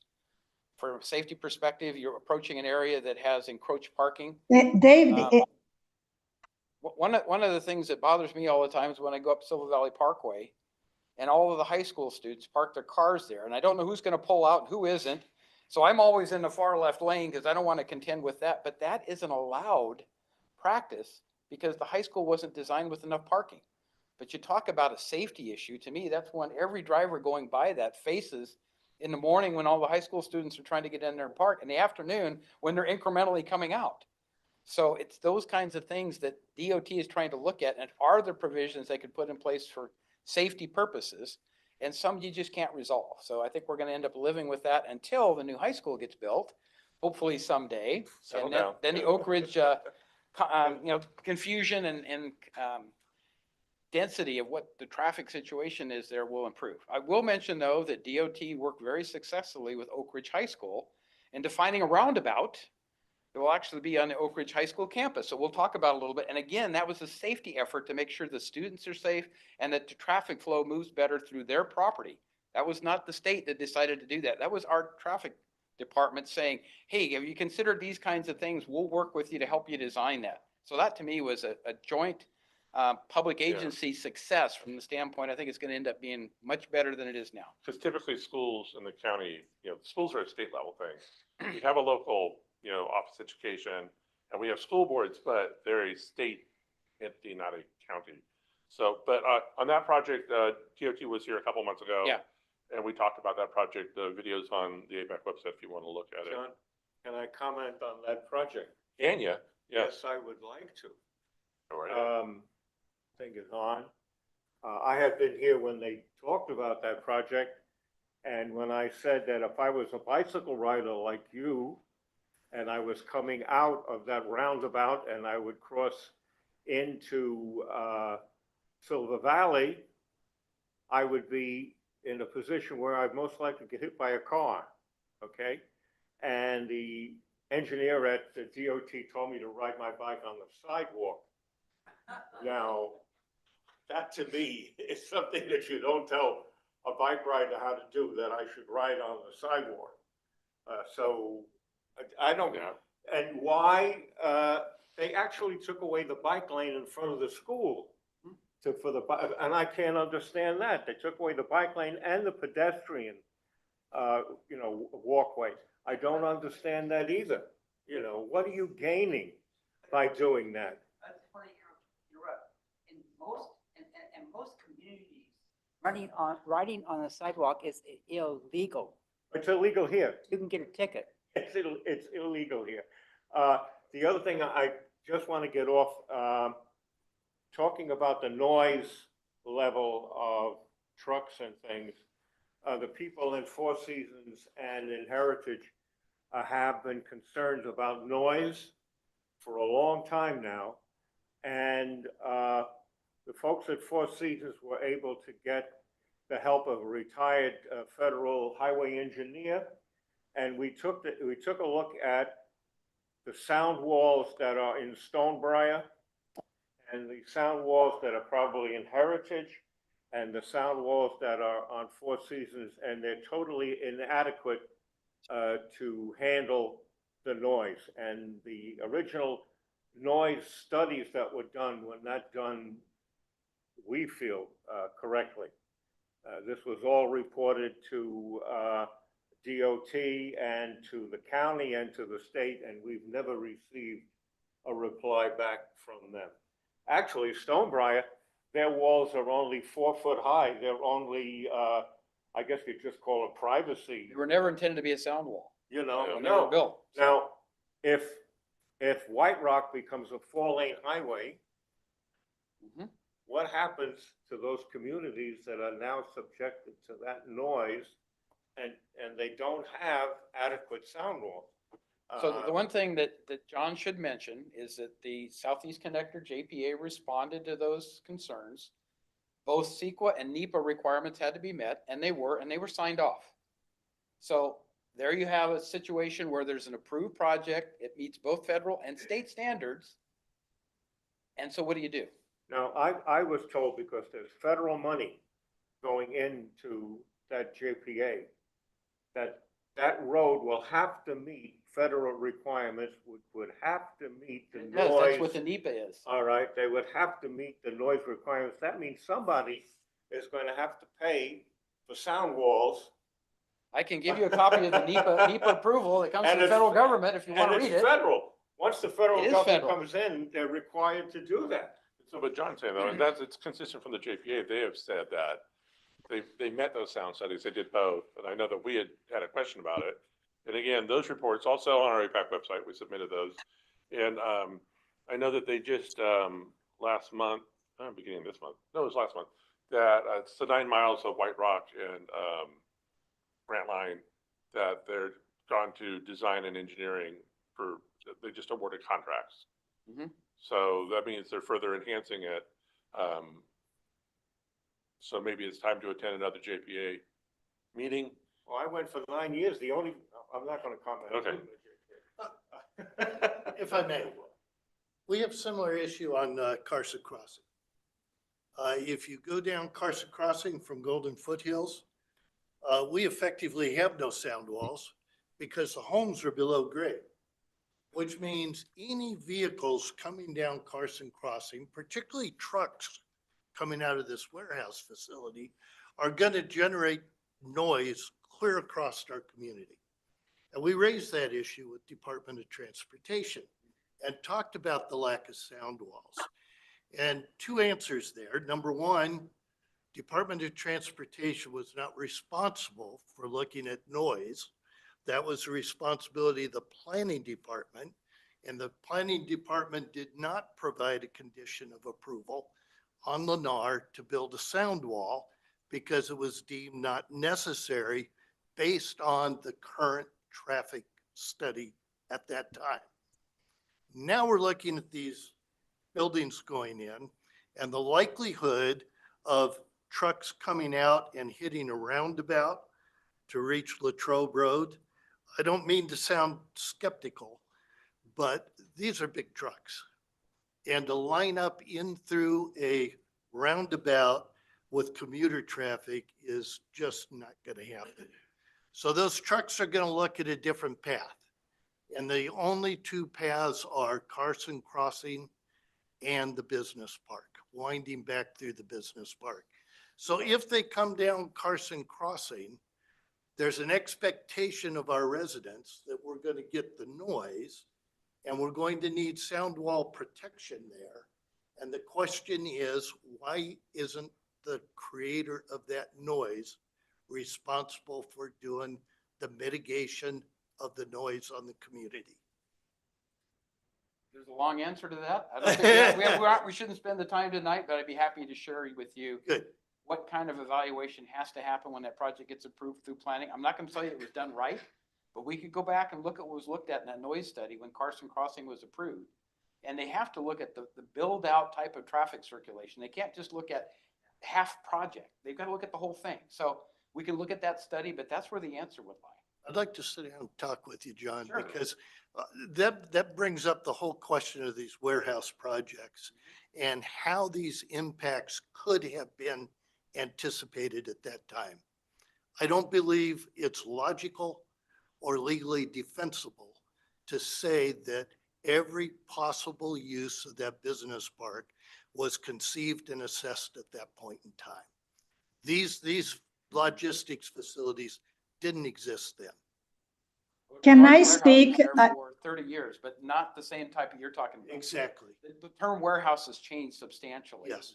So that's what renders it in, and that's why I think our planning director put out the notification of the temporary situation to try to help define what a warehouse was, and that's got to be refined. It's not final. Yes. Can I speak Getting some, too much please? detail, but sorry. Okay, so we do have people online that are gonna have some questions. Are Go there ahead. any in the room? Let's do the room real quick, make sure we wrap up here, and then we'll go online. Okay, so we'll get to that. Oh, you have it? Okay, wait. You're up. Okay, It's like musical chairs, so you're going and then. My name is Charlene Cammer. I live in Heritage. Thank you all for listening to me. I don't like speaking, but I'm very passionate about this. At the top of the El Dorado County chain of command, the citizens of El Dorado County are listed at the top. This hierarchy has the elected and appointed leaders, supervisors, and commissioners listed beneath the citizens. If we are to assume that we as citizens have a say in our county and communities, how did we get left behind in the decision-making of what could ultimately impact all of us for the rest of our lives? These comments are from my perspective, having walked many of these areas with my dog over the last 4 years during COVID shutdowns. The roads I'm talking about are Latrobe, Golden Foothill, Investment, Carson Crossing. These roads are already a bottleneck 3 times a day, and I see this every day when the schools are in session during the mornings, midday, and after school lets out of John Adams Academy. The waiting parents or guardians line up early enough, idle, and park illegally along not only Golden Foothill Parkway, but they used to park over at Broadridge, and they kick them out, so they have no place to park. The issue has only become worse as more students are enrolled in just that school alone. I have witnessed many parents shortcut through our Heritage neighborhood to get to and from the school already. It is the shortcuts that will probably happen if you approve the distribution centers like Gateway.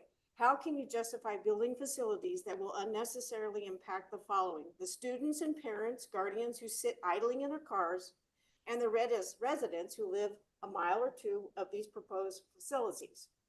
I felt that when a director said that they will address issues when X amount of reported accidents occurs, whatever happened to being proactive? Why do we have to wait to see how these legitimate concerns will affect so many residents? The traffic, the congestion during peak hours, the diesel fumes, the health issues, which by the way, recently I read that diesel particulate has been shown to contribute to Alzheimer's. Just one example.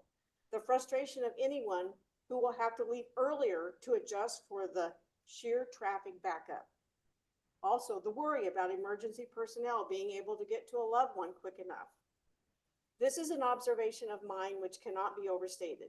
If the truck engine noise and definite diesel fumes have the potential to affect the retirement communities within a mile or 2, or the families who live across the road in the Blackstone community, why are you even considering this project further? Where is the foresight or the concern or the responsibility to we, the citizens of El Dorado County? Personally, living in Heritage, my deepest concerns are of being able to safely get onto our roads and streets, either by car or by walking. I worry Carson Crossing will be so congested, it's an accident waiting to happen. I know there are many other options that could benefit all of us, so please reconsider, and thank you for listening to me.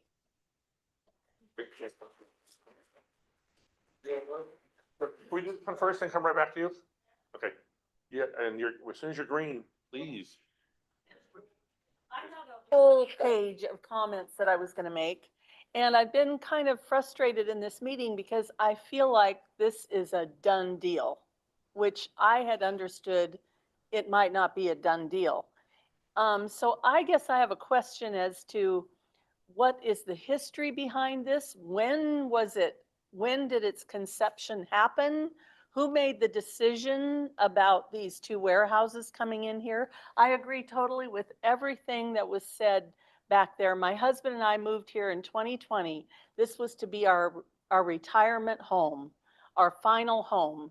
And we come here, and the last year and a half, I've felt like we've had to be constantly fighting against our community leaders for trying to turn our community into the Bay Area that we escaped from to come here.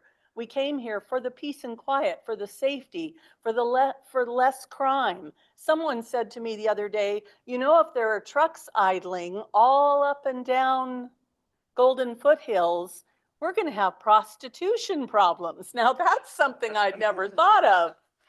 But I can imagine that with all this extra, and you're adding this to the already 8,000 homes that are going to be moving in, not to mention Creekside, we're adding this warehouse traffic to all of the other traffic that's going to be coming in close by our community. I live in Heritage like many people here do. And I mean, I just would like to know, when did this start? How did this happen? Why, you know, we've been only here 4 years. I'm sure there are Heritage people that have been here 7 years. And I'd like to know why we're finding out about this just now. And who made the decision? We did a history at the county and made it available. It's called frequently asked questions or fact sheet. And I think APAC has it on their website. So if you don't know some of the history of it, year by year type of thing, the chronology, how we got to this point, it'd be worth reading just to understand that piece of it. Because every one of these projects has a history that goes back a long way. In this case, it goes back to like 1983. And in 1983, the population in El Dorado Hills was about 8,000 people. Okay, now it's 50,000 people. So the perspectives were a little different then, but it turns out, based upon property rights and entitlements, once a project is approved, you have limitations on going back and trying to change things. So that's all mixed in this as well. So I think if the planning director comes and participates at the next meeting or whatever meeting she comes, she can explain more of that to you. But the fact sheet, I think, would be insightful if you haven't read it. And the fact sheet is on the same place that we have the standing committee reports. If our email addresses are on the agenda and on the website, so if anybody can't find it, it's under documents, EDH APAC Standing Committee, and I believe it's the last document when you get to that, well, the second to last document, third. I'm lying so much. It's the third to last document when you get to that page. So it is on that page with the standing committee reports. So, and again, I don't know, we got to get cranking, but and we got a couple more and one more online. The genesis of the project obviously is that you know, at one point a couple of years ago during, I want to say it was during COVID 2020, they had proposed that alternate use would be high density mixed use apartments, a lot of commercial, and I know people were opposed to that at that time too, because it wasn't you know, they'd have to rezone and do everything else. With the two warehouse buildings, we've been told, and you know, that those two, because of the nature of the business park approvals and the entitlements that property owners there have, that those two warehouse buildings, it's similar in size to some of the other buildings in the business park, that they have an entitlement to build it, so they had just sort of ministerial review. They didn't have to go through. They're resting on the environmental work that happened in 1983. And so a lot of people are concerned that that's not adequate. The property owner believes that they have rights due to that entitlement that was granted to the property. So that's what the fact sheet that John's talking about. It goes in much more precision and detail than I'm going to do tonight. But you can look at that. I think, you know, really what caught everybody's eye beyond that was really the parcel split that's proposed, where most of the traffic is going to be generated by more buildings. And we did have PAC Trust, they came and talked to us, and they sort of loosely described that they're spec buildings similar to what they're doing with the two warehouses that are in construction now. The marketing materials show something a little different than that, right? And that's what I think a lot of our committee members are alarmed by, and a lot of residents are alarmed by, is that they're larger buildings. You know, the impacts that we've talked about tonight, right? But that's what they're marketing for availability. They haven't built them. They don't have the approval yet to split the parcels. So that's where we're waiting for that. There's technically no project. Oh, there's two under construction, right? Well, So yeah, those two. separate. Those are separate. Yeah, those are separate. But then the retail buildings that right along the street there, you know, those are something that specifically for fast food and quick service and drive-through facilities, the R&D zoning allows for those. So it allows for the only exception for those on the drive-through is that unless you're adjacent to immediately, like touching a residentially zoned property, but you get a CUP, a conditional use permit, that allows you to mitigate your impacts in some fashion and get approved. So since it's not touching a residential property, they don't need a CUP. And even those projects, so there's no official project submitted for those. They've withdrawn the pre-application because the planning department told them, well, it's an approved use in that zone. So I imagine they'll be coming forward with a different project application, and we'll learn more about that. But yeah, like right now, these guys are working so hard on something it's speculation for marketing and it's speculation for us to a large degree. So that's the loose history. And if I got something wrong, I apologize. But we can look at the documents that the planning department provided for the FAQ. See, I'm going to jump over here. Bonnie's been waiting a long time, but is there one more in the room with the microphone?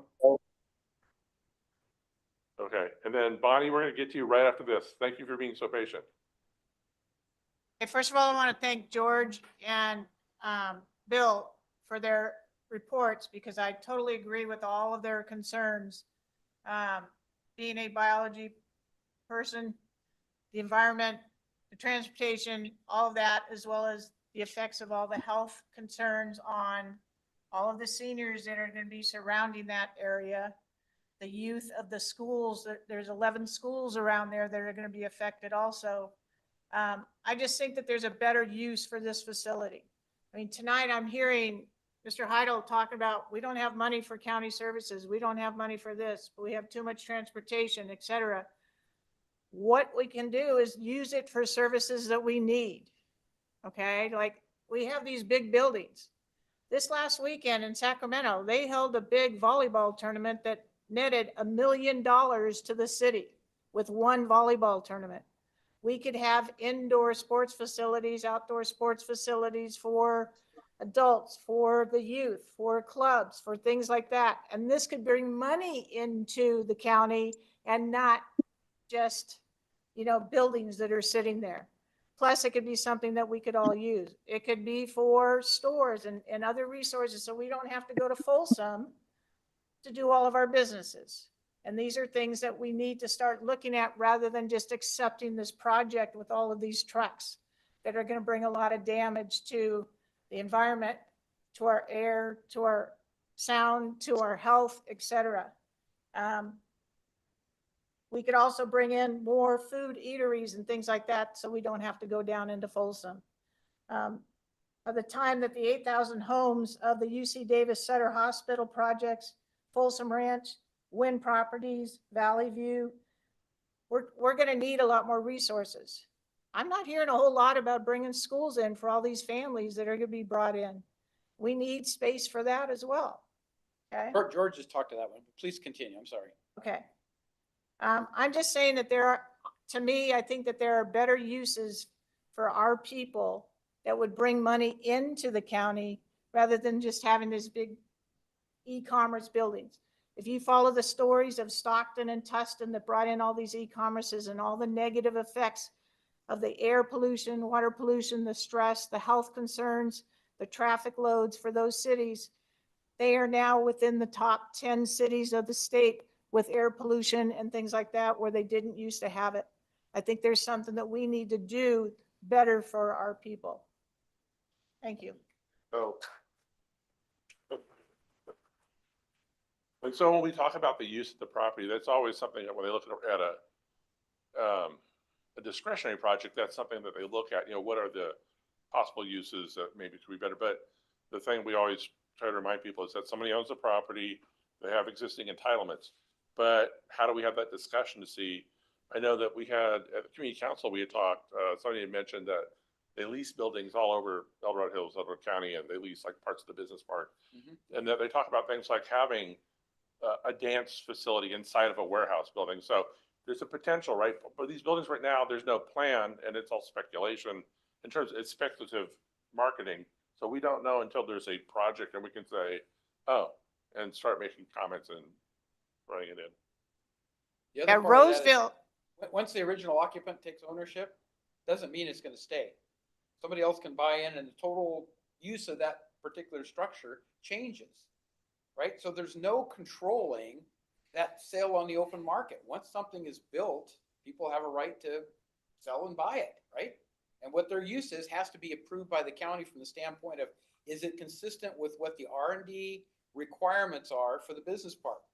And the thing that is toughest to understand is it's not really a research and development park the way those allowable uses were written. It is very, very wide, very, very interpretable for a purpose. They did that because they weren't convinced, in my opinion, that it was really going to sell out as an R&D park. And guess what? They were right. It didn't. So that's part of the history that went into this, but they have allowed very wide uses in that business, including schools and daycare centers and churches and hair salons and cafeterias. I mean, you bring yourself, you bring an idea and it's almost guaranteed to be allowed within that structure of the agreement for the R&D park that's in El Dorado Hills. So those are the things that were set a long time ago. And when people move to the community, what my recommendation is, make sure you check out what's going on in the surrounding areas and what is it zoned as? Is it open space, which is likely to stay that way? Or is it really owned by somebody who at some point in time may want to develop it? So we talked about the Costco EDH 52 situation. That has been zoned commercial, I think, for 12 or 14 years. Yeah. And yet there were people in Serrano that were told, evidently, that that's going to remain open space because there's Indian ruins down there or something or other. What you're told when you make a real estate transaction and what the truth are may be different. It's up to you to determine what is the proposed future use of that adjacent property. That's just a caveat, right? For all of us. Beware of when you buy a piece of property, what's the adjacent property zoned and what is the land use if it's vacant? Because people will tell you, well, that's BLM land. Well, you find out, well, that's not really BLM land. It's owned by somebody. So there's all those things that happen. I absolutely hear what you're saying, John. But I look at the business park, and when I moved in, I looked at it. Yep. It's an R&D zone. Yep. What's an R&D zone described in the ordinance? Campus-like environment. It doesn't talk industrial. Well, industrial warehouse use and general warehouse use are a You little gotta different. go Yeah. to use types Yes. to get down to that level of detail. And that's where I gotta say, this county has been irresponsible in the uses that they've allowed in that business park. Because now we've got 11 schools, we've got 14 fitness centers in there, and we're talking about putting in this type of a facility with trucks, distribution, and so on. It doesn't fit. It doesn't fit. The conversation will continue because I don't know that we know what the net use is. We've- They've got a project and they're putting it up for sale, the parcel splits. Who's the real user going to be? We don't know. That's the unknown. I'm hearing you, and I agree with you there. I mean, it could be a huge gym like they have in Folsom, which I love because I go down there with my Yeah. grandkids. That kind of a facility in a large warehouse is a huge benefit to the community. But will somebody want to come up and start that kind of a business? We don't know. I agree with you, but when you've got 42 loading docks in 2 buildings, it's probably not going to be a boxing center. Just boxing in Yeah. the planning decision. And- So, I understand. so we got to wrap it up because I told Tim this is going to be a short meeting and I lied. So I need to get this going here. Bonnie's been waiting forever, so I'm going to ask Bonnie to unmute. And I know it says Sue, but this time I got it right. I think it's not Bunny, it's Mary Flowers. I have my Well, raising Mary, I don't see hand. your hand up. I am raising my hand. Okay, well, why don't Anyway. you go ahead and then Sue. Okay, it's not Bonnie, gonna I take promise too you next. long. You know, one thing that I want to say Come on, is, take somebody. so can you hear me? Yeah, Yeah, it's not going to take too long. I am a physician. I live in Heritage. I'm an oncologist, retired oncologist. So, of course, health concerns deeply echo me. I want to thank George and Bill for their work because otherwise we would not know what was going on. I want to thank you, the planning committee here who is listening to us. We cannot change the past. But we can change the present and the future. Because the rules that has been set in 1980, which was fine for what apparently being built right now, the rules in 80 does not fit the rules of today. And you represent our community. Therefore, I ask you to not just listen to us, but get the solutions that do something that the community that you serve can really feel that you are partners and not just defending a policy that probably you were not even there when it started. Well, let's partnership here. We are saying this does not make sense. It does not make sense today, and it may not say, and I know that you're the planning for the future. But now you said it's okay because the rules in the past said it's okay. And now we are coming up with all this evidence that work has not been done to say that it should be done. So anyway, I don't speak very well English. English is not my first language. But I am an American citizen and very proud to be here in Heritage. So John and Bill, let's do the work, and we would like to do this peacefully, but if it cannot be peacefully, then what we need to do it right. Thank you. All right, well, thank you, Mary. Bonnie, you are live. Please jump in. Okay, I want to go back to the roundabout. I think the roundabout would be better placed if it was over on Industrial Avenue where John Adams Academy is located, and also the Broadmoor facility.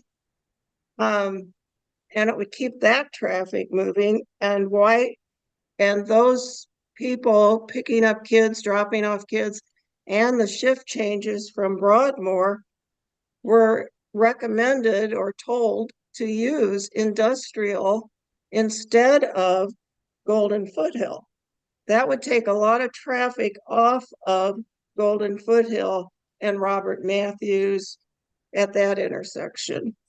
And the other thing I wanted to say is we have in the office park Golden Foothill Parkway, which is almost and could be a 4-lane highway or 4-lane roadway, not a highway, because it's wide enough to make 4 lanes. And why are we not directing the trucks that will come from this gateway project that direction and not direct them on Carson Crossing? In other words, make truck traffic illegal on Carson Crossing, because there is another road for them to get out to White Rock and to hit Highway 50. And that's what I have to say. But there are other people here with me that also want to say something. Thank you. Okay. All right. So, tell me who So you are. Bonnie, this is Bill Jamaica. When George and I met with Rafael Martinez, we did talk to him about the school traffic and specifically how investment was impacted as well. And he said that that wasn't on his radar at that point, but he was going to direct a member of his staff to look at that.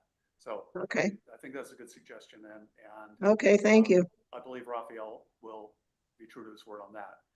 On the truck traffic on Carson Crossing, I did actually suggest that to Director Martinez a few months ago. I don't think that roadway from a structural standpoint or from a current construction standpoint can handle it anyway, regardless of the environmental impacts of that. And I think that's something that we should definitely pursue.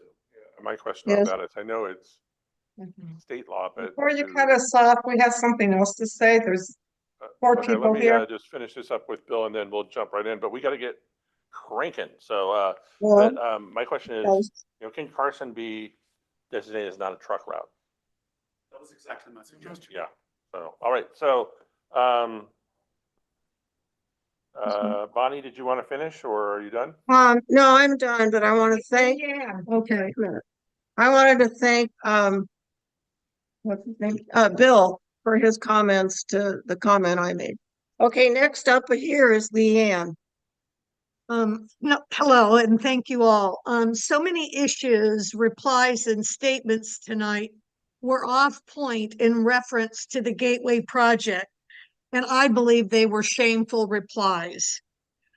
I'd like to go on record to respectfully oppose the Gateway project in totality until a proper traffic study and environmental study are completed. How this project was allowed without these studies being done are totally irresponsible. There needs to be more staff oversight by the supervisors. As an example, the planning director made a decision to approve the Gateway project, as we all know, without the supervisors and our community input, regardless of an NDA, which should not be allowed with these types of projects. A lack of transparency only raises community concerns and doubts for the legitimacy and needs for the project. This is wrong. It's irresponsible oversight. So again, I totally oppose this project until the further studies have been completed. The health and welfare of so many of our El Dorado Hills residents are gravely at stake.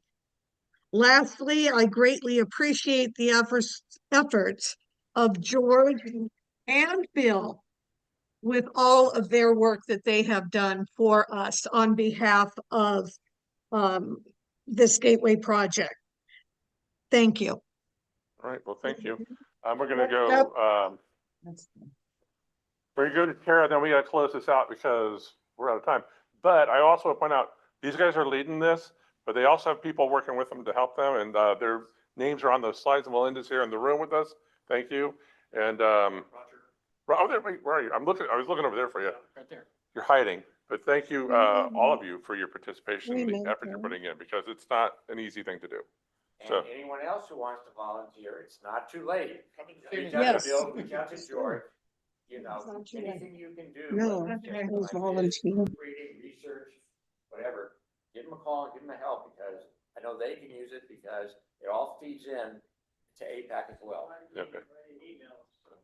So we're gonna go ahead, Tara, you've been waiting a long time. I'm sitting here reading legal briefs on DEQA going back years and years while I'm listening. So my head's going back and forth. Tara, can you between hear legal us? briefs. Yeah, can you hear me? Can Oh, you hear there me? she is. Okay, can you hear me now? Are you ready, Tara? Yeah, I'm here. Can you hear me? We cannot hear you. Oh, shoot. Okay, hang on. Let me see if I can. All right, how Okay, about now? we're gonna move along, and then if you're able to talk, I'll call you in a little bit here.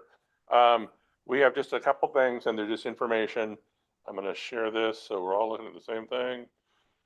And we're gonna, like every meeting at the end, we're gonna go really fast. So, there we go. So our projects, and we're notifying, we haven't done like a review. So the Village of Marble Valley Specific Plan, which had its scoping meeting in 2013. Over a decade ago. Yes, significantly. We've heard nothing about this other than the Army Corps of Engineers did a survey of the man-made, well, it's a man-made lake, the lake there and the property. But this is, I'm gonna jump in here. They're having a TAC meeting, and Tim has volunteered to listen in. So this is a project by Serrano Associates Parker Development, and it's originally approved in 1998 for 398 residential low-density houses, residential properties with some open space. They bought this project in 2000 when they were selling essentially a custom home lot a day in Serrano. And so they needed someplace else. They felt they were going to run out of room. So there are interesting articles online if you want to go and read them. So this is the project. It's at Bass Lake Road, south of Highway 50. It extends to the south. They're going to have to annex in, I think, a little more land for El Dorado Hills Fire. They're going to annex for the El Dorado Hills CSD as well. But it's a project that was proposed quite a while ago. And so they're going to have a TAC meeting this week on it. And essentially they're talking about, I believe that they have their draft EIR prepared in some fashion. Nobody has seen it yet. So they've suggested it's a low density residential, medium density residential, and it's a little bit in the brown areas there, high density residential. They have commercial, actually quite well, what they propose is like 400, under 500,000 square feet of commercial. Village parks, agriculture and tourism, although I don't know what that looks like now because the Marble Valley Center, I don't think it's part of this anymore. But we'll find out. So this is sort of the property sites. It's Marble Valley Road is south of Bass Lake Road. On the south side of Highway 50 and extends essentially towards Cameron Park. You guys can read this online. 3,236 dwelling units, 475,000 square feet of commercial use, 87 acres of public facility and recreational use, 1,200 acres open space, 41 acres ag use on a 2,342 acre site in totality. So they have, it's odd, when development projects are proposed, they have sort of established their own land use designation, like in a specific plan. And what they call low density residential, they'll be like things like MVSP, all these acronyms. I can't even talk about it. But basically, they apply their own label to what like low, medium, high density will look like. So this is a project that's been planned for a long time. There's really nothing. There are some private homes out there, obviously, private home owners. The things that they've requested for entitlements. General plan land use map. They annex into the El Dorado Hills community region. Right now it's a rural region. Zone districts, which they described as a state, would change from a state residential 5 acre and open space into single family. And they do allow for some multifamily on this, although we haven't seen the plan, we don't know. Require approval to amend the approved development agreement from 1997/98, master plan for Marble Valley under the tentative map from 1995. To be modifying all these things. Be a land use map change, zoning change, a general plan amendment is part of the land use map. So just a lot of entitlements, a lot of houses. These are the elements they've identified from the county back in 2013 as what the environmental review, the EIR, will have to look at. They're the typical ones: air quality, biological resources, cultural resources, greenhouse gas, hazardous materials, water hydrology, land use, just the things we always see. So that meeting is at 2 p.m. None of you are invited, although Tim somehow got an invitation but typically we are not invited to participate in TAC meetings. We try to provide comments. I don't know that we can provide any meaningful comments in this short time frame. The meeting is on the 15th, which is tax day. Thanks, everyone. There's not a lot of documentation online anymore about what this project is. All the original project descriptions have been taken out. You have them hard copy, Linda? It's quite large. Is it like 1,000 pages? So do I. Okay. Well, Supervisor Heidel has a copy too. So if you want the lending library, but no, you could go to the planning department and request, and you could look at it there. But if you want copies, they're going to charge you to make copies.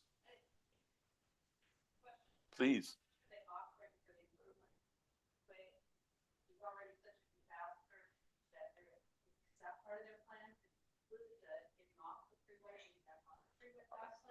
No, there's nothing defined. And, so side note, while we're talking about Bass Lake interchange, is that when we talked to the county in 2020, right before everything went sideways, we were in the DOT office and we talked about Bass Lake Hills specific plan and those thousands of homes. And, they have a condition of approval to provide design and review engineering of the Bass Lake interchange improvements when they hit a housing trigger.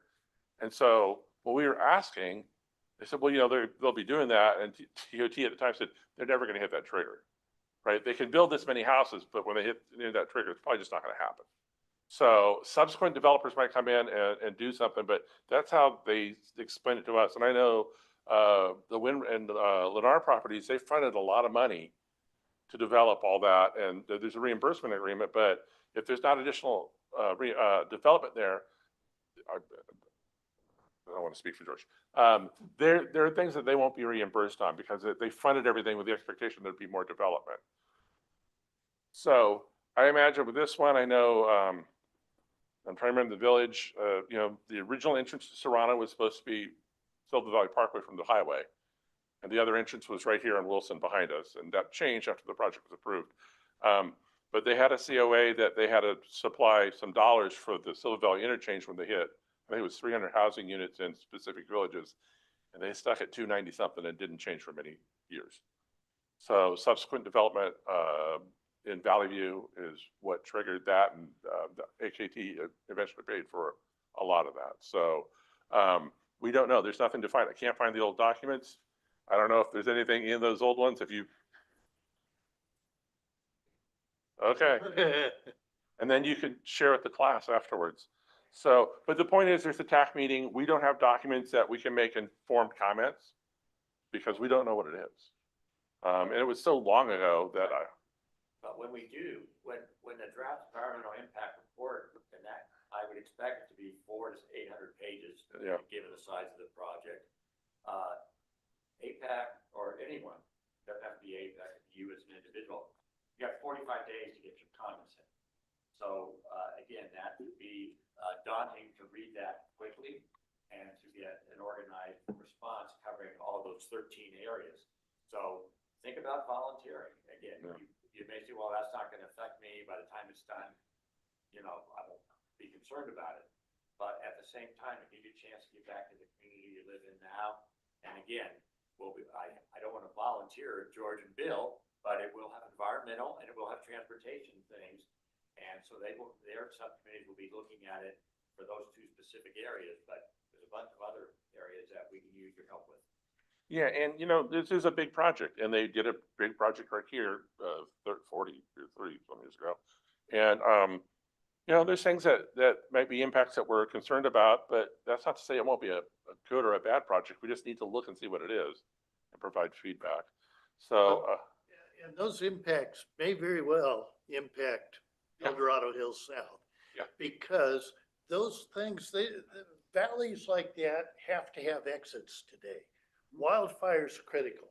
And where that exits and how it connects to other roads will most definitely impact us. So it's in our interest to get involved, read through these things and gather the information of what our concerns are to be able to feed to the county. So For clarity though, it's not 95762, it's Cameron Park, it's 9568. 682, which was my zip code when I built my house in El Dorado Hills. So those are federal designations, right, zip codes? So, Yeah. but by that criteria, which we talked about 50,000 population in 95762, this project were to go in, it wouldn't be included in that population we oftentimes refer to. So Yeah.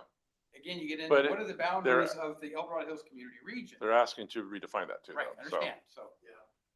But So- coastal codes don't change typically. No. Yeah, and even, again, remember that it's both the El Dorado Hills CSD and the El Dorado Hills Fire Department are going to be servicing a lot of, about 2/3 of that community. So we'll move along. We're already late.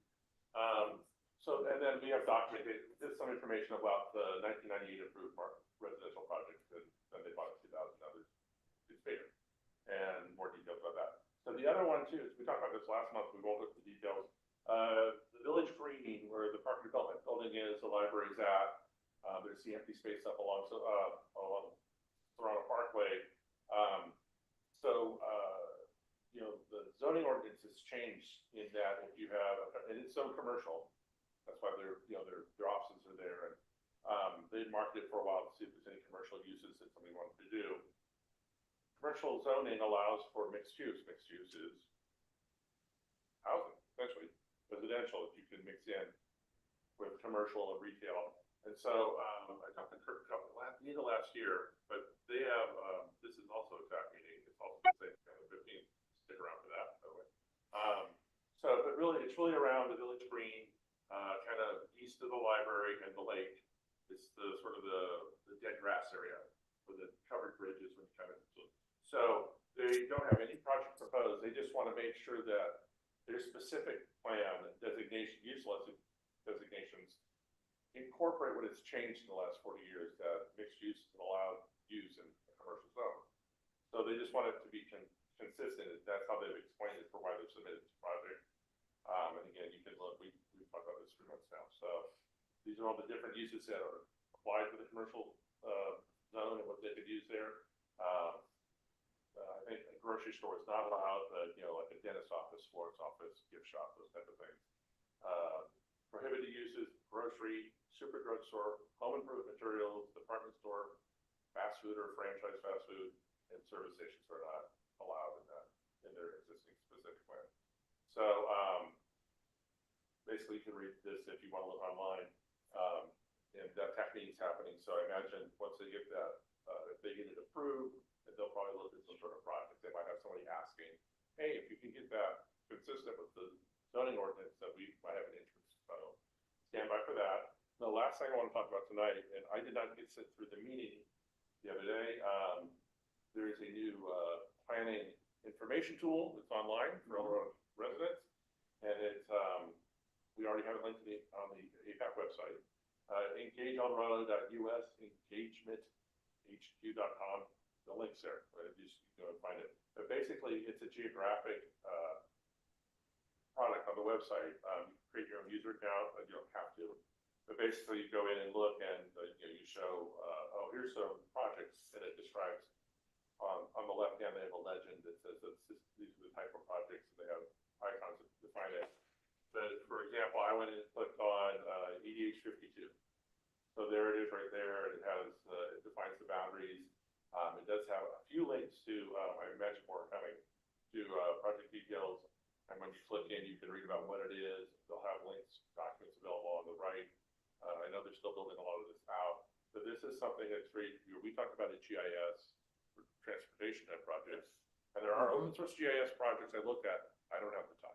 So, but this is something that makes it easier instead of looking to track it, where you can't identify, if you don't know the exact builder's name, or if you don't know project number, or you don't know the APN, it's hard to find projects to track it.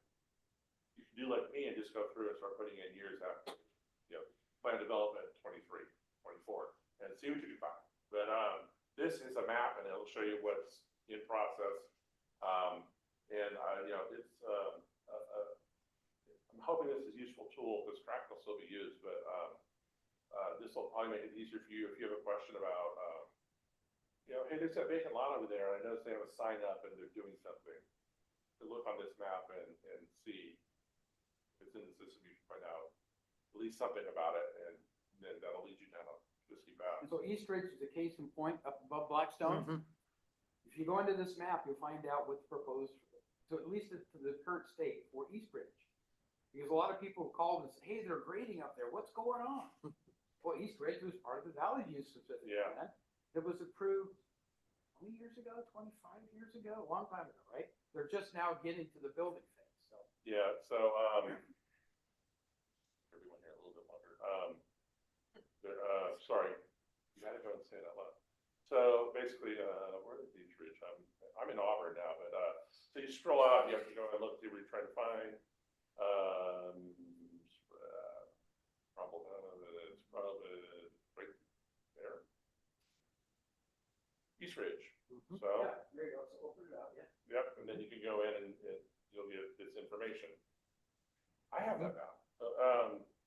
So we have on the APAC website, but then the documents are over here. But it'll give you the project number, and you can go and track and get more detail if you want to. But this is useful for just like, I know what that is. I don't know anything else about it. Look on the map, and then it can lead you to something. I mean, there's a general description. Yeah. They do have the APNs at the top, the parcel numbers.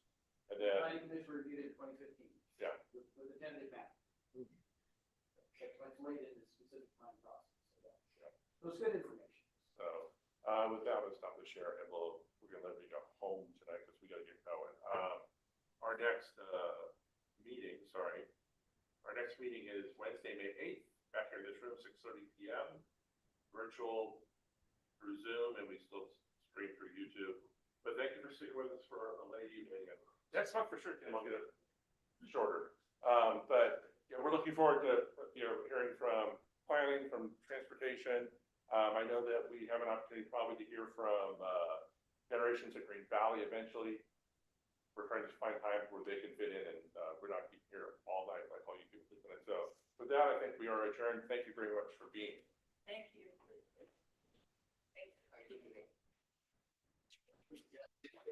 The warehouse is going in now.